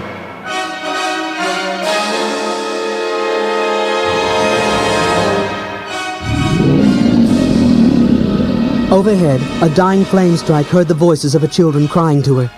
She was confused and disoriented. Pyros seemed to be attacking her from every direction at once. Then the big red dragon was before her, against the wall of the mountain. Flamestrike saw her chance. Pyros breathed a great blast of flame into the face of the ancient red dragon. He watched in satisfaction as the head withered, the eyes melted. But Flamestrike ignored the flames that blinded her and flew straight at Pyros. The big male was taken by surprise. Even as he breathed again his deadly fire, he realized with horror that he had no place to turn. Flamestrike had maneuvered him between herself and the sheer face of the mountain. Both dragons slammed against the mountain. The peak trembled and split apart as the face of the mountain exploded in flames. Below, the people heard Flamestrike's voice calling just before she died. "My children!" The last day of autumn dawned clear and bright. The air was warm, as it had been since the refugees fled Pax Darkus. With the dragon armies blocked from the gate by the toppling boulders, they had had precious days to escape into the safety of the mountains. There, in a hidden valley discovered by Flint, they could wait out the winter. It would be months before they were discovered. The people built shelters and rejoiced in their escape. And at sunset, on the last day of autumn, they celebrated the wedding of Riverwind and Goldmoon. When the vows and rings had been exchanged and the merriment had begun, Tanis and Sturm sat side by side, talking quietly. Tanis's eyes strayed occasionally to Lorana. She sat at a different table with Elistan, who had conducted the ceremony. How changed she was. Sturm touched his arm. Tanis started. He had lost track of the conversation. Hush, don't move. Look over there, Tanis. See him? Sitting by himself? Tanis looked where Sturm gestured, and he saw the man, sitting alone, eating his food absently. Whenever anyone approached, the man shrank back until they passed. The half-elf gasped and dropped his fork. But that's impossible. We saw him die with Avon. No one could have survived. Then I was right, Sturm said. You recognize him too. Let's go talk to him. But when they looked again, Barum was gone. Swiftly, they searched the crowd, but to no avail. As the silver and red moons rose in the sky, the married couples formed a ring around the bride and groom and began singing wedding songs. Tanis lingered on the outskirts, watching his friends. Where was Raceland, he wondered. Tanis decided to search for him. The company of the dark-souled mage seemed better suited to his mood than music and laughter. Tanis found Raceland, sitting on the stump of an old tree, whose lightning-shattered remains lay scattered on the ground. A small shadow settled among the trees behind the half-elf. It was Tasselhoff, spying on their conversation. Finally, Tass thought, he would hear what these two discussed. Raceland's strange eyes stared to the south, at a gap in the tall mountains. What do you see to the south? Tanis asked abruptly. Raceland glanced at him. The Queen of Darkness is not defeated. The half-elf stared hard at the mage. Do you see no hope? Raceland shook his head sadly. Hope is the denial of reality, Tanis. How will you fight the dragons? For there will be more than you can imagine. And where now is humor? Where now is the Dragonlance? No, half-elf. Do not talk to me of hope. Tanis did not answer, nor did the mage speak again. Tasselhoff sank back into the soft grass. No hope, he murmured bleakly. I don't believe it. But ever since the death of Fizban, a change had come over the Kender. Tasselhoff began to consider that this adventure was in earnest, that it had a purpose for which people gave their lives. Until now, it had never occurred to him that all this might be for nothing, that they might lose people they loved, like Fizban, and the Dark Queen would still win in the end. Still, Tass told himself softly, we have to keep trying and hoping. That's what's important. The trying and the hoping. Maybe that's most important of all. Something floated gently down from the sky, brushing past the Kender's nose. Tass reached out and caught it in his hand. It was a small, white chicken feather. And to Tasselhoff, it meant hope.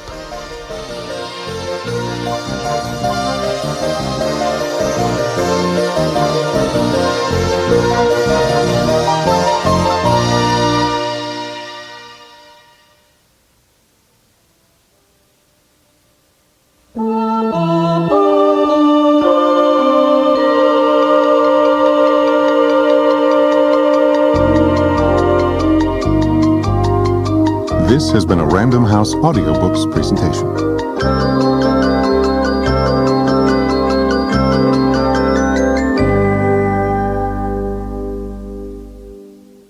We hope you have enjoyed this audio program.